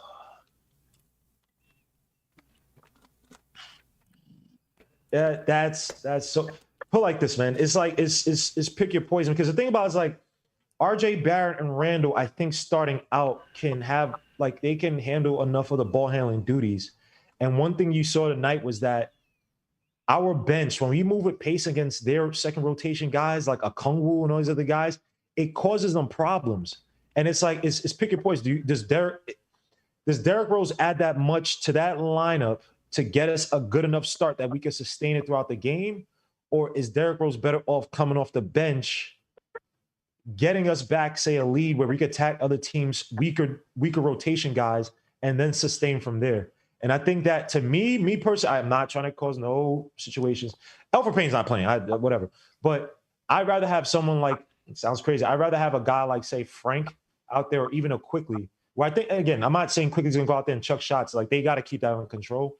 But if RJ Barrett and Randle already are ball handlers anyway, I'd rather just have Frank, who can also help out and close out space on Trae. He can also help out big time on the double teams, have him as a spot shooter, and just have RJ and Randle have enough of the ball handling dudes. Because Rose is going to come in at 5 minutes anyway, 5 minutes in the court anyway. So why, we have to start thinking about conserving. Like, Rose had a little ankle injury tonight. You know what I mean? He did. And it's like, I hate these. I know that was more bang bang, but the guy's older. And at some point, look, some of these things might catch up to him. Obviously, he's going to capture anyway. He's getting older. But I'd rather where it's like he could come in with that second unit and create pace with guys like Obi and Burks and Quickly and just basically gun on teams versus he's coming in and we don't need him, but it's like those guys can kind of handle the ball. Randle and RJ can handle the ball handling duties enough. Yeah. What do you think, Entertainer? Because about starting Rose? Yeah. I mean, I think he probably does start. You never know. Thibodeau is the kind of guy that, hey, just because I did this today doesn't mean that that's what it's got to be like that all the time, right? He's kind of that kind of guy. I think, but, in his head, in the back of his mind, I think he always had, in his mind that, maybe, I would maybe get Derrick Rose into the starting spot. He had the chance that at one point in the season, Derrick Rose started those 3 games, but then he came down with COVID. I think at that point in the season, I think he was gonna make the switch. Right? I think he was gonna make the switch. No, he definitely was. He definitely was gonna make the switch at that point in the season. Just to quickly touch on Bullock, I thought, kind of like Guillermo said, I think it was more team defense in terms of their ability to break up the pick and roll. They did a much better job with that today. Young still got some of his floaters, but they did a much better job. And also what Guillermo said, I think the game plan in this game was to, pick your poison. They gave them a lot of open threes. They didn't hit their threes. They missed a lot of their threes. And if they hit their threes next game, they're probably going to beat us if we go with that same strategy. But I thought it was the right game plan. You couldn't let Trae Young, get all those easy layups that he got in the first game. So I thought they did a good job there. But as far as Rose goes, the one thing I worry about, the guy now has played 38 minutes each of the last 2 games. And to me, I think it's more important just trying to get back for him to have that energy to close out the game. Now, I'm not if they start Rose, whatever, just get Payton out of the lineup. But I would probably sooner go with a guy like Frank to start 5-6 minutes to preserve Rose for the key minutes down the stretch where you're going to need him. The way they've been using him a ton. Now you're going to start him. Like, how many minutes are you going to play this guy? So I want to be able to get the minutes out of Rose when it matters the most in crunch time. So if that means he's got to sit on the bench for the first 5 or 6 minutes, I'm completely fine with that. I think Ntilikina at that point, if you're going to go that route, should start over Payton, because at least Ntilikina provides something on defense. I don't think Ntilikina is going to be the guy that goes in there. I mean, I tend to think if he's going to stick with the change and Elfrid Payton's going to be out, it's probably going to be Derrick Rose. Why are you being humble now, Sim? You know you want Frank to be in there. I'm not saying I would love for Frank to be in there. I am a Frank fan, but I just don't think it's going to be. Especially since he made that move at the end of the first game, bringing in Frank without him having a chance to warm up, and I don't know. I don't think that he's going to make that big of a jump and just elevate him into the starting lineup at this point right now. I think if they did, I wouldn't play Frank a lot of minutes. It would be 8, 9, 10 minutes. But yeah, that's probably what I would do because I want to be able to get the most out of Rose with the minutes that I'm able to use him. I think he's much better with the second unit. I think that he provides a spark off the bench. But whatever they decide to do, I'm going to roll with, as long as Elfrid Payton's out of the lineup. Like I'm sick of that guy. I'm sorry. It's hard to watch him play at this point. So I just get him out of the lineup and see where it goes. But overall, I thought Tibbs made a great adjustments in the second half.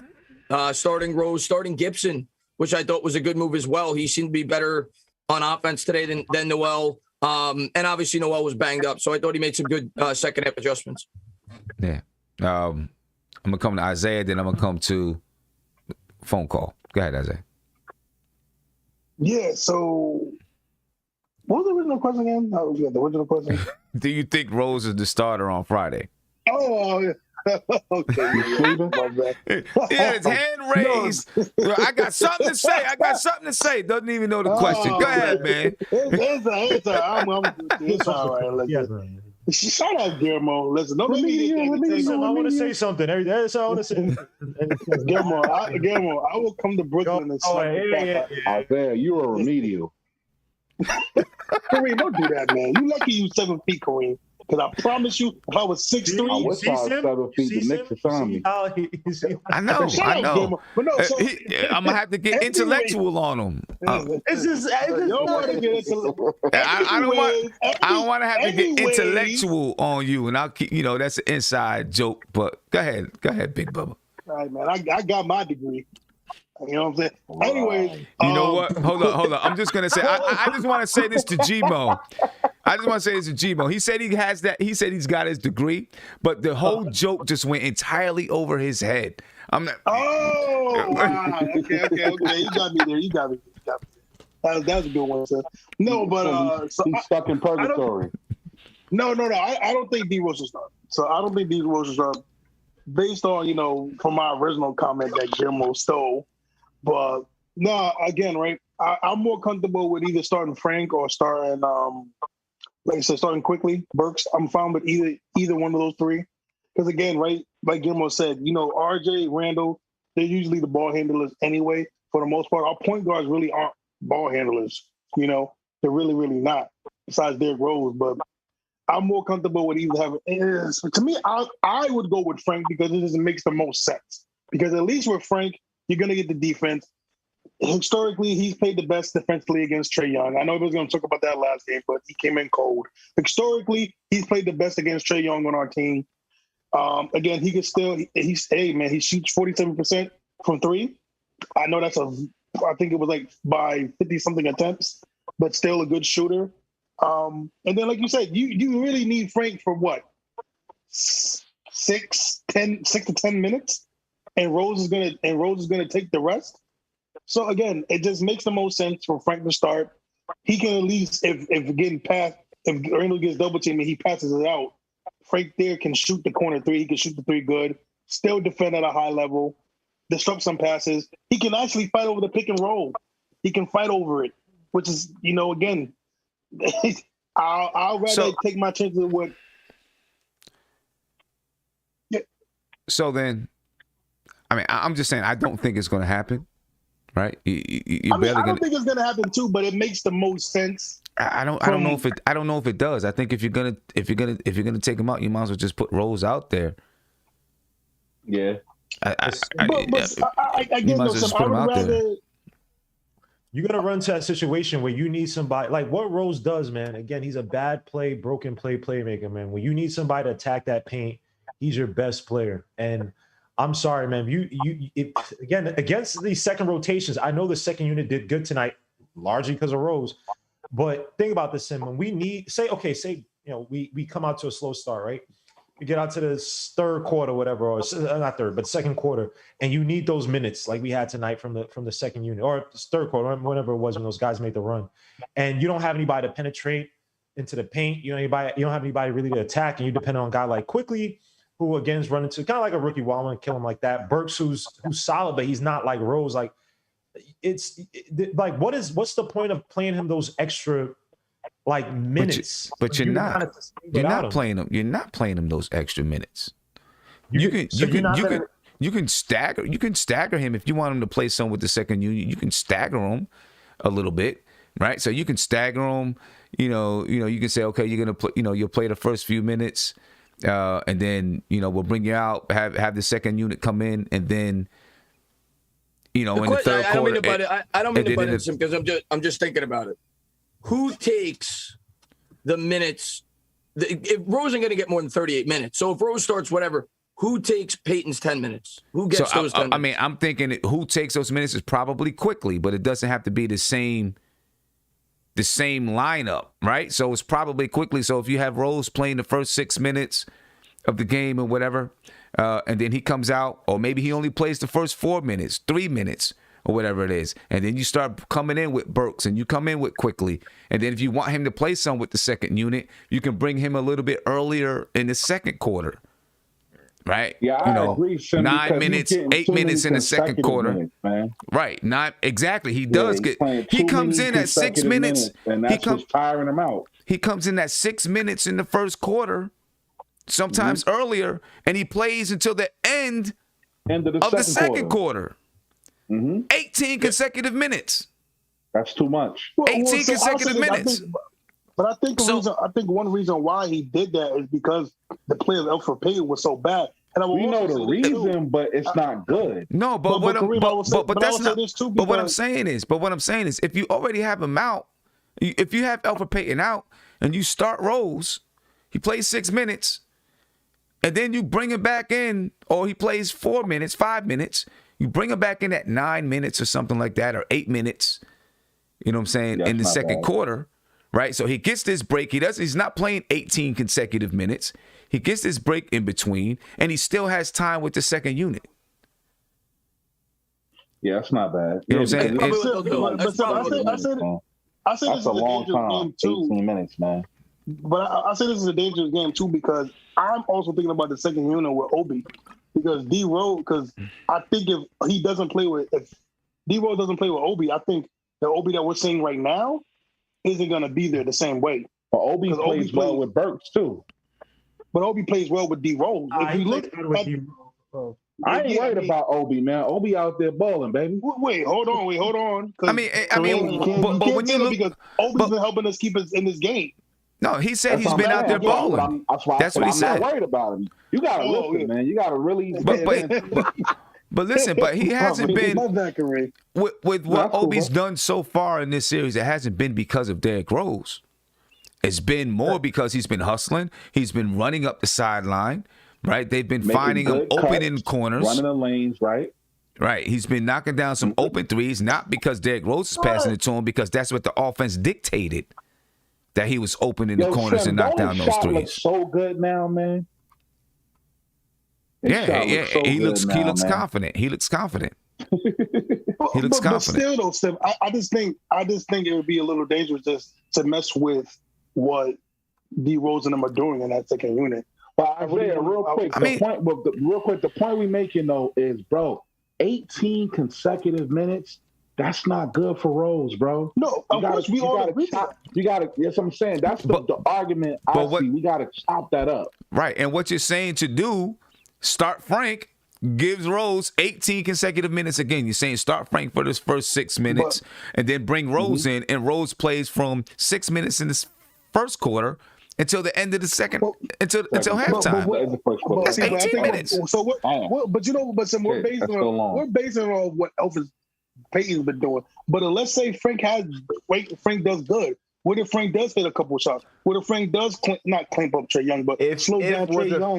We'd all be drunk, my guy. Listen, I mean, you're saying for him to replace Elfrid Payton's minutes. But it's a possibility more than Elfrid Payton. But what I'm saying, but you're right about that, Isaiah. You're absolutely right.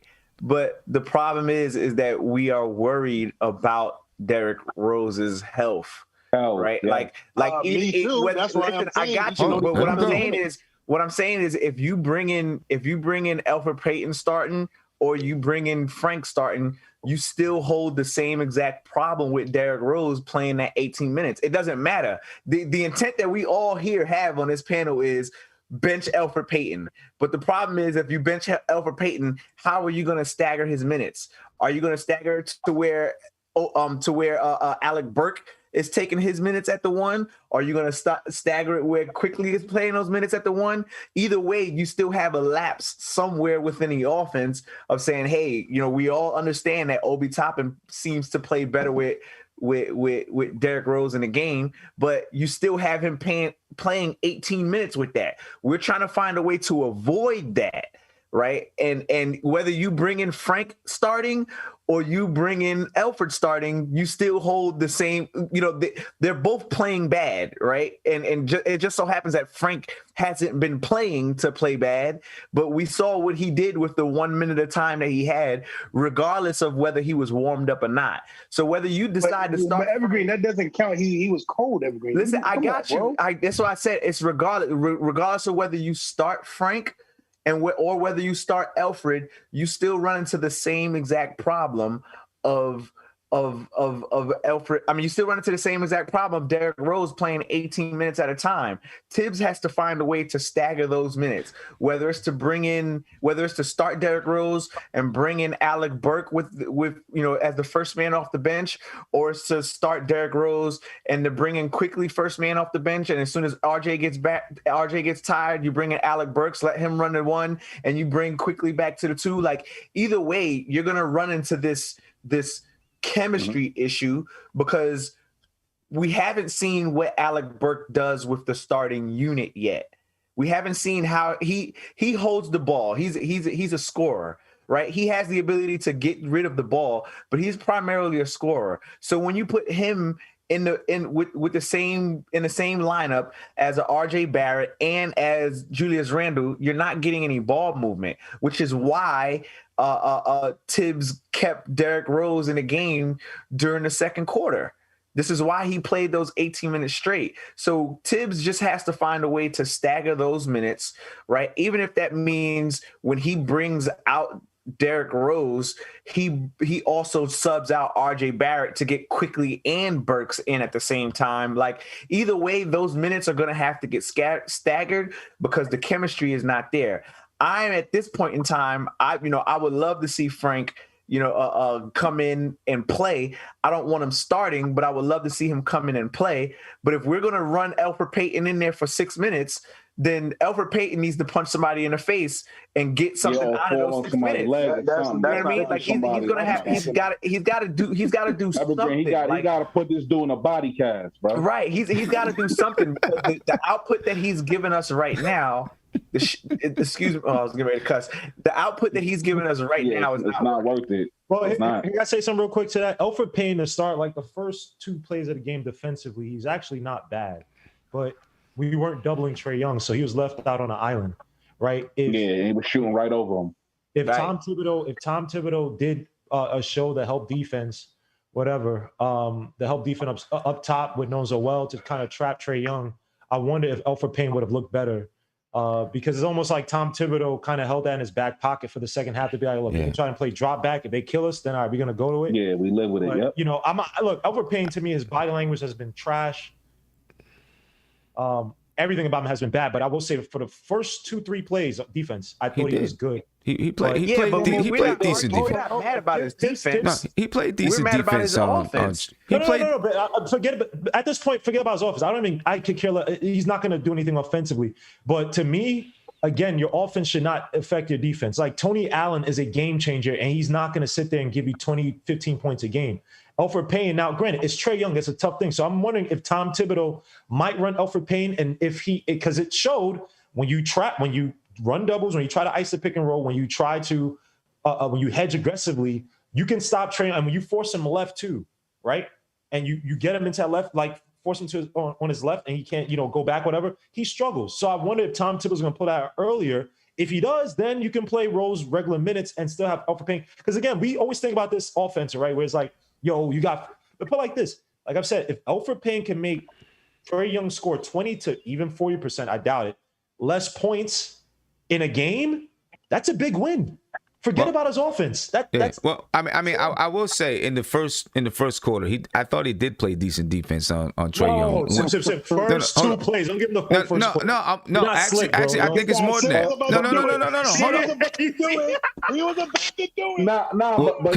do it. Could you listen? Could you listen? Hold up. Could you listen? I thought he did play decent defense because when they went on a run, if you notice, Trae Young was on the wing, standing out by the 3-point line. Right, because he had to give up the rock because Elfrid Payne was playing full court defense. He had to give up the basketball. He was over on the wing, and it was Bogdanovich and those guys over there making plays on the wing, getting open shots without Trae Young. So I think it's also that Nate McMillan tried to spice it. I saw that too. I don't think it was necessarily because Payne was playing like a Dylan Brooks and they just couldn't give him the ball. It was like, all right, let's not try to be as predictable. I'm not saying he couldn't get him the basketball. I'm not saying he couldn't get him the basketball. I'm saying he was playing full court pressure.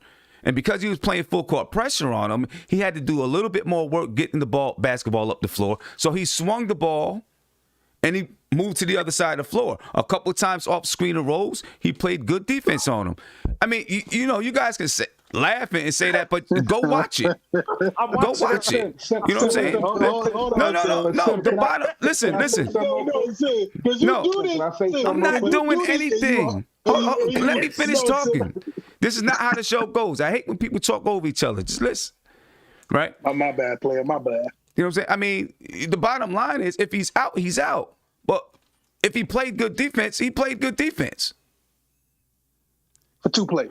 Listen, Trae Young had 3 points off of a contested 3-point shot, maybe 1 or 2 assists. When Elfrid Payton came out, that's when go look and see if he started scoring the basketball. As soon as Elfrid Payton went out the game, you seen him go straight into the lane, hit 2 floaters.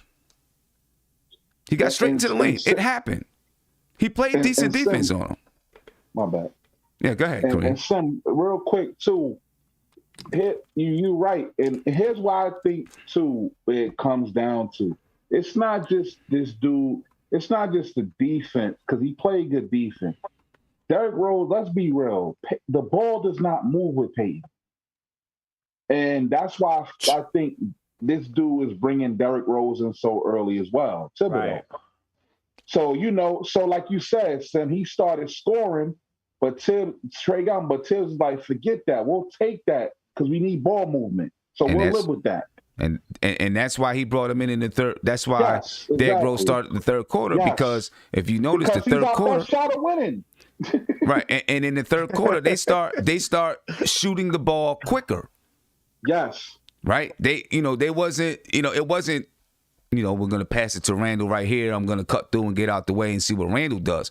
No, Derrick Rose was penetrating. He was pulling up off the dribble, pulling up threes off the dribble,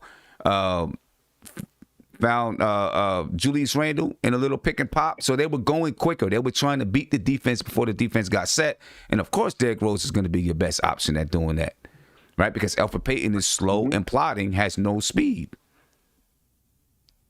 You know what I mean? Well, he looked like an old 2K from Sega when he be dribbling. Go ahead, Steph. Like, bro, and then he just be staring out there like. We spending a lot of time on Elf and Frank. Is anybody concerned about Randle? Like, I'm concerned about. Listen, I'm talking like my most improved player, Stephanie. All right, I'm in denial. He gonna get it together.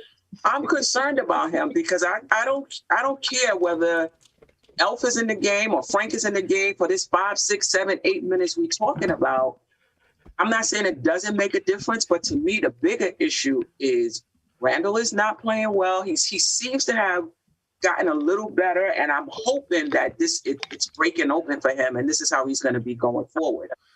But if we don't get that out of Randle, this series is over, period. And it doesn't have anything to do with Elf, anything to do with Frank. We use Randle now. I think that being said, our offense has done well, even though Randle has not been playing well. And that's been a lot of pressure on Rose, and Rose has been coming through for us. But the question is, can that continue? Can we win this series with Randle playing the way he is and Rose taking the load of our offense? To me, I think that's a bigger issue than these little minutes of Frank and Elf. Randle has to, or Tibbs, getting them in different places, and they did it in the second half straight. Will that continue? I'll say this though, Seth. I think you said it pretty beautifully. That listen, I'm not gonna lie. I am worried about Randle. I really, really am, and it's scaring me to the. I don't want to say it's scaring me, but it's getting me to a point where I don't want to say it's because this is really his second playoff game of his career, but it's like he's not showing up, and it's just really tough. I really hope that, because right now what I'm seeing from the series, he's more better going north and south versus west and east and west. Because right now he's more dominant. He's getting the foul. He's getting to the foul card. He's getting to the rack. He needs to focus on that more because, listen, they were going over for whatever he did in the first half. That's not going to cut it, and we're not going to win this series. We need a 25, 30 point, 30 and 15 kind of game from Randle. We need it. Well, and you remember the unforced turnovers. That's I'm like, he getting shook now. He got the unforced turnovers. Yeah, you saw the one when he fell on the floor. I'm like, bro, you don't get your big doofy behind up, bro, looking like a whale out of water, bro. Go ahead, Guillermo. Then I'm gonna get on the phone. Part of Randle's struggles also comes from Tibbs, man. And this is why Taj Gibson, I said, was the most underrated player tonight, because if you watch it, Randle, for some reason, I don't know why Tibbs keeps doing this. He keeps him on the outside. When he keeps on the outside and he tries to get into these high post-ups, right? The help defense is right there. So when Randle actually, and he'll get doubled or whatever, or they'll pair. So when he's driving to the basket, Capel's already there. And Capel's a good rim defender. I don't know why Tibbs does not put him deeper into, start him deeper on the box. Where now, if you want to play a Hunter or play cheaply with a Collins, and Capel's going to help out, that help defense is a lot closer. It's going to come a lot. So he has a better angle to get it out to the guys on the outside, someone cutting through the lane. And that's why when Taj Gibson, when Derrick Rose hit that three off of Randle's pass, go back, it was like 7:35 in the third quarter, right? It was Taj who set the pick purposely on Capella so he couldn't stop Randle from driving. Randle continues to drive and kicks out to Rose.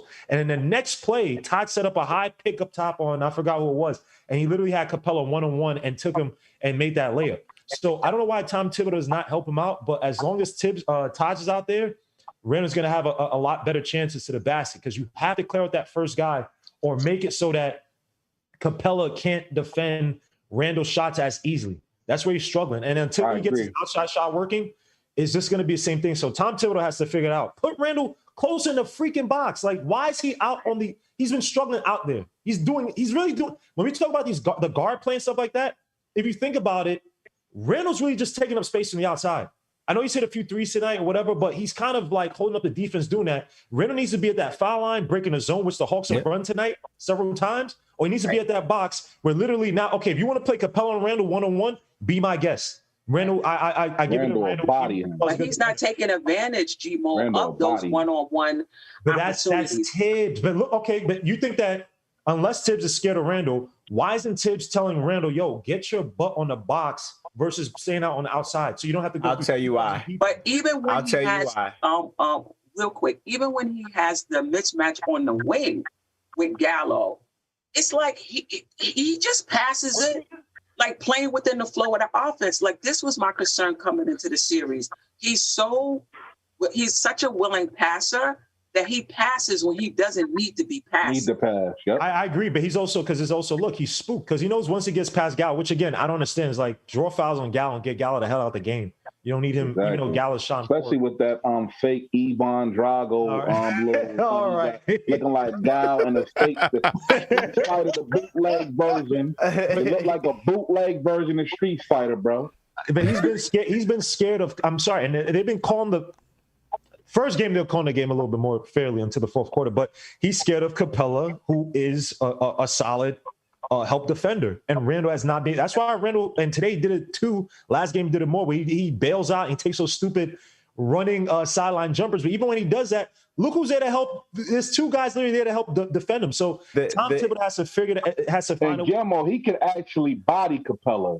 I'm like, dude, just take it to him, bro. That's true, but once you get past his first guy, it's a different story. Now, when he has Capella, just pull up though, right? Once you get past, that's pull the up issue. Before you get to Capella. The issue is and be crafty and move back and draw the foul. The Hawks also play help defense. Like a lot of teams play help with help. So when Randle gets past the first guy, sometimes you have other guys help out too. So it's not just Capella by himself. Now he had it once. Todd set that pickup toppers in the third quarter.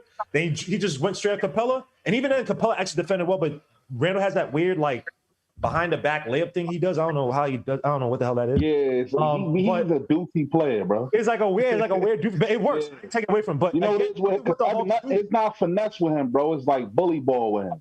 Yeah, but look at what the Hawks do to help. Because Sim was talking about like amoeba zone, what's the name? But it's also because guys like Bogdan, all those guys kind of collapse once Randle's there. Like if you go back the first game, I forgot which play it was, but Randle was driving, got past the first guy, and if you look up, literally you saw Trae Young look on his assignment who was cutting through, and then somebody else like Bogdan was making sure.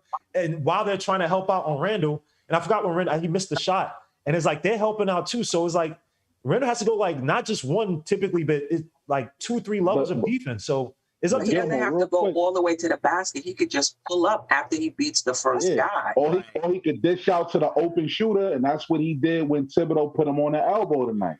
And he's also getting scared to make his shot, and then he was able to dish in and then drive the ball out to the shooters. Yeah, they cut off. It worked. Yeah. They cut off Randle's hand on that Bullock 3 that Randle passed. He missed Burks wide open in the corner. So mentally he plays with like the confidence thing, and it's like when you get to the playoffs, like it's not necessarily just about confidence; it's about higher level of play. Because look, Giannis can play all the confidence he wants in the regular season. He'll get MVP votes every year.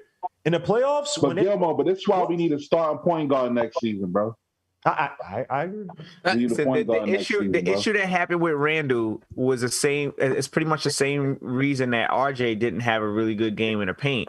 It's because they are cutting off that man's left hand, right? So when they cut off the lanes too, man. When they're cutting off his left hand, they force him to go back to the basket. So that's why he wasn't seeing, the spot up shooter and Burks all the way on the other side of the wing. Is because he's trying to force his way that way. And when that other man comes, he turns his back to try to continue to back his man down. And the other two wing guys that are on the opposite end are sitting there waiting for Randle to make the move. And he doesn't see him. But if you notice, as soon as that second half kicked back in, they must have told him, yo, you need to start driving right. Right, yeah. Driving right, and that gave him a little bit more of the lane, because there was many plays where it was his defender on him, the wing defender on the left hand side that was helping out, and Clinton Capella sitting in the paint, and Randle was trying to back someone down off the switch, and there's two guys on the opposite end of the wing that are wide open. So Randle just literally, and again, this is for the same reason that RJ struggled. They both just have to simply go the other way. Right, you go the other way, and that opens up the floor, and now it gives you the ability to see people on both ends. If he's doing that back to the basket, and he's at the elbow doing that back to the basket, as opposed to being on the left wing where he's always at doing that back to the basket, he's going to see the floor so much better. He's going to be, and then you saw it. He was doing those drives on his right hand side, and he was kicking the ball out, and that's a lot of those threes that Reggie Bullock had today was because it was an extra pass that was being made, but the play was being initiated from Julius Randle's drive with his right hand. Yep. I think too, is putting him in that elbow, which kind of defeats the whole, when he gets the ball on the wing, they move into this zone type of a defense. Right. I think it negates it. You put him at the elbow, he gets it at the elbow. It's hard for them to go into that kind of a defense. With him having the ball at the elbow, and then I think he's got to go faster with his moves. He can't, catch the ball and sit and hold and wait for the double team to come, because it's not coming. It's not coming the way that he wants it to come. It's not coming aggressively, right? They're showing another person there so that he can't just go drive by and get into the lane, but they're not coming and trapping aggressively. That's what he's relied on this entire season. Right. Get an aggressive trap, because they're committed to him, and then he can kick it out across the court. But guess what? There's no aggressive trap. So when he's looking across the court, there's not an open person across the court to kick it to. Correct. So I think him either going fast before they get into that zone type of defense, or getting him in that elbow area where it kind of negates it at least a little bit. And then he can, start to go to work and still go fast and just be, right now, he's just got to look. He's just got to look. He's just got to look to get in there and get his buckets. Right. I think he's got to. Yeah. Right now, he's looking to see, can I find somebody else off of a double team? I think he's got to look to, okay, I'm just going to get it and go. That's going to break open that defense, make them collapse, and then he can start finding other people. But let me get to the phone call real quick. Then I'll come back. Caller, you live. What's popping? Caller, you there? Oh. Never mind, he must have hung up. I think it was Ebro. You must have hung up. Go ahead, Steph. Sam, you hit it right on the head. He playing for the pass, and he's playing for the pass as his first option, as opposed to playing to score. And if they stop me from scoring, then I will pass. He's looking to score. He's looking to pass. Mm-hmm. And because that double team is not coming, he doesn't know what to do. When you get the ball in, you're looking to score. They should have to make you pass the ball. Right? Mm-hmm. Especially where he's getting it. And that's where, to me, he's very hesitant. Like, oh, I don't have anywhere to pass it to. Look to the basket. That's number one. Yeah. So, yeah, without a doubt. But look, it's we've been on for a couple of hours. I'm about to head off. Glad we got this win tonight. I want to go around and get everybody's, just thoughts. Any quick thoughts, 30 seconds, quick thoughts, adjustments going into Atlanta. G-Mo, I'm going to start with you. Yeah, man. Proud of Tibbs' defensive adjustments, man. Very impressed. Again, smart defensive coach. I think that's going to help us sustain in Atlanta if they have so-called fan, whatever. I don't know what the hell they have. It's probably going to be a bunch of Knicks fans anyway. Like Steph said, Randle and Tibbs have to find a way to unlock his game. Again, this is the playoffs. I know he's averaged his so-called points during against the Hawks in the regular season. This ain't the regular season. And two of those games are against a coach who's not there anymore. This team is better, way better defensively. No one gives the Hawks credit for that. So, looking forward to game 3. All right. Entertainer? Yeah, I mean, just to touch on Randle, I mean, obviously he's the key to this series. We're not going to win unless we get the Randle that we got in the regular season. I think a lot of it is mental. I think he's passive because he knows he's not hitting his shots right now. The fadeaway's not going. Like Guillermo kind of touched on earlier, the silly turnover where he threw it out of bounds where he was looking at Burks. I think that was a clear mental lapse. And I even want to go back to game 1 where he after I think Noel got a key block, Randle almost like dribbled the ball out of bounds. So like there's times where just I feel like Randle's head's not there. But it was encouraging to see him bounce back today in the third quarter, and hopefully he keeps that going because without him we ain't winning. I think Thibodeau did a great job today with his adjustments. And yeah, I'm just looking forward to seeing how we respond in Atlanta. And I guess my optimistic and positive thinking is maybe Randle not being in the Garden. It takes a little bit of pressure off. That's my optimistic thinking. And maybe that strong third quarter, he plays within his game and he gives us a good effort. Yeah, no doubt. And hopefully, like you said, not being in the Garden releases some pressure, and having the fourth quarter, the second half that he had, helps him get some confidence back in his game. Right. You know what I mean? Steph? We're better when Randle plays well. I mean, you see once Randle started playing well, just how the offense just picked up for us. So hopefully, things have opened up for him. He kind of gets it and knows where his spots is going to be. If he does, I think we win this series. If he doesn't, we don't. For me, it's just as simple as that. Yeah. Evergreen? I am extremely happy. I'm a huge proponent of the story, and I'm extremely happy that Obi Toppin got to live out his dream today. You know what I mean? Like just the plays that he made, and the joy and the glee that you see that he has when he's gone back on the other end of the court after a good offensive play, the amount of effort and hustle he was putting into on the defensive end, like seeing that for me was enough. Like that is the icing on the cake for the win. So I expect, what we were talking about earlier on in the season, like Obi Toppin is playing basketball, like he's still in awe, like he's like, I made it. Like, I think that was the defining moment for him. Like, I made it. And now he can get that happiness now he can get that competitive spirit. Like, I'm here to kill all of y'all. Now he's got all, like, the only thing that else can happen is winning a championship for him. But seeing him and getting all of those jitters out and getting a playoff win with his contribution should be enough. That's like, now I'm not in awe anymore. Now I'm ready to kill everybody. You know what I mean? Now I'm here. Now he's put his stamp on today, so I'm super happy for Obi Toppin. And I look forward to seeing what he's going to do in Atlanta on Friday. Yeah. I'm super happy for Obi, too, because he's playing good basketball, giving some valuable minutes. Kareem? Yeah, man. I think it's a massacre the next two games. I'm calling it right now.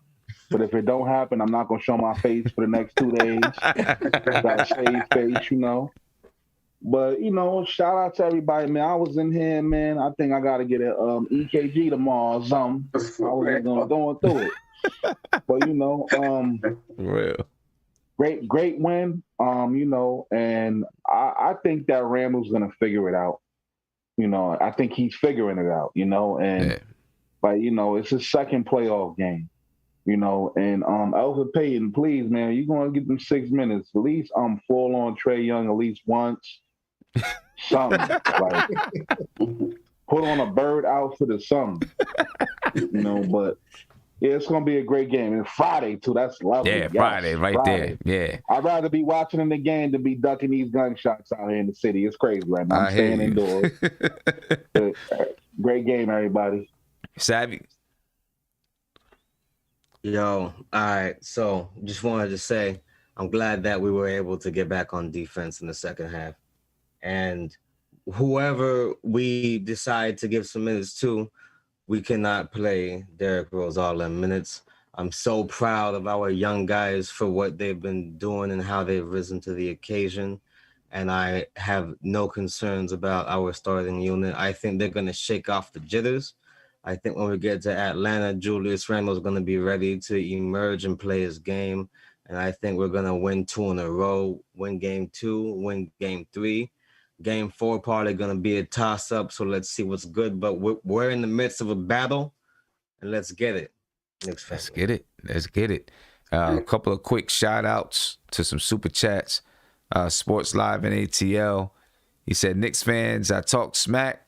And I want to give you credit. Nice win. Congrats. Now we will see if you win here in Atlanta. FYI, we have home court. Not really. We're going to take it back. One win, we take it back. Yeah, exactly. Right. One win, we take it back. That's what we're looking to do. Donald Cannon, he said, Cash Baby, pull up.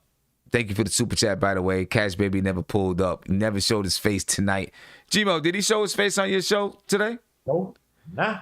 He said he was... He was in here, Sim, in the beginning. Oh, he was in here in the beginning, but for a okay, little he while, didn't. yeah. All right. Don't give him no credit, man. That was the Hawks fan in your chat earlier. Yeah. You know what you should have told him, Sim. You should have done the same thing that Trae Young did to all the Knicks fans at the end of the game. Right. Exactly. Flip mode. He said that boy Trae Young is nice, but does anybody got road game for my guy? Look, come on, man, he messing with the guy in his head, man. We know it's a little thin. He can't do nothing about that. That's not his fault. But anyway, ladies and gentlemen, I'm out of here. Thank you for joining us. Please make sure you go subscribe to G-Mo's channel, Legion of Knicks. Go subscribe to The Entertainer if you're not subscribed to The Entertainer. Both guys are on every day, so make sure you get over there and check them out. It's live entertainment every day. Live Knicks, Giants, Mets. I guess G-Mo likes the Jets. Appreciate that. By the way, Guillermo, we gotta do something with the Mets. I know you were like the only 2 Mets fans on YouTube, so we gotta do something with the Mets. Definitely. But Sim, don't do that. Let's all I said is I guess you like the Jets. That's all I said. You can end the show nicely. Straight to my channel, straight to Entertainer channel. Let's not do that. I'm feeling good. We gotta win. All right. Yeah. I know. Mentioning the Jets. I can put a Zach Wilson headband. Don't do that. Look. Yeah, he said he's feeling good tonight. Mentioning the Jets can bring that feeling down really quick. Tomorrow night, don't forget, tomorrow night, ladies and gentlemen, 8 p.m., we got the debut of the Big 15 EP, produced by Evergreen, performed by Drugs Only. Make sure you're there, ladies and gentlemen. It's going to be dope. And then on Friday, of course, we got the Queen's Court. So we got a lot going on. So make sure you're here for it, ladies and gentlemen. We're up out of here. Have a good evening. We are out. This is NBK, nothing but Knicks. When Sim passed the assist, you know that it's #1 show that breaks down the game. If you can't play defense, stay out my way. Dribble the ball, come down the lane. 5 seconds on the shot clock. Who gon' win us the game?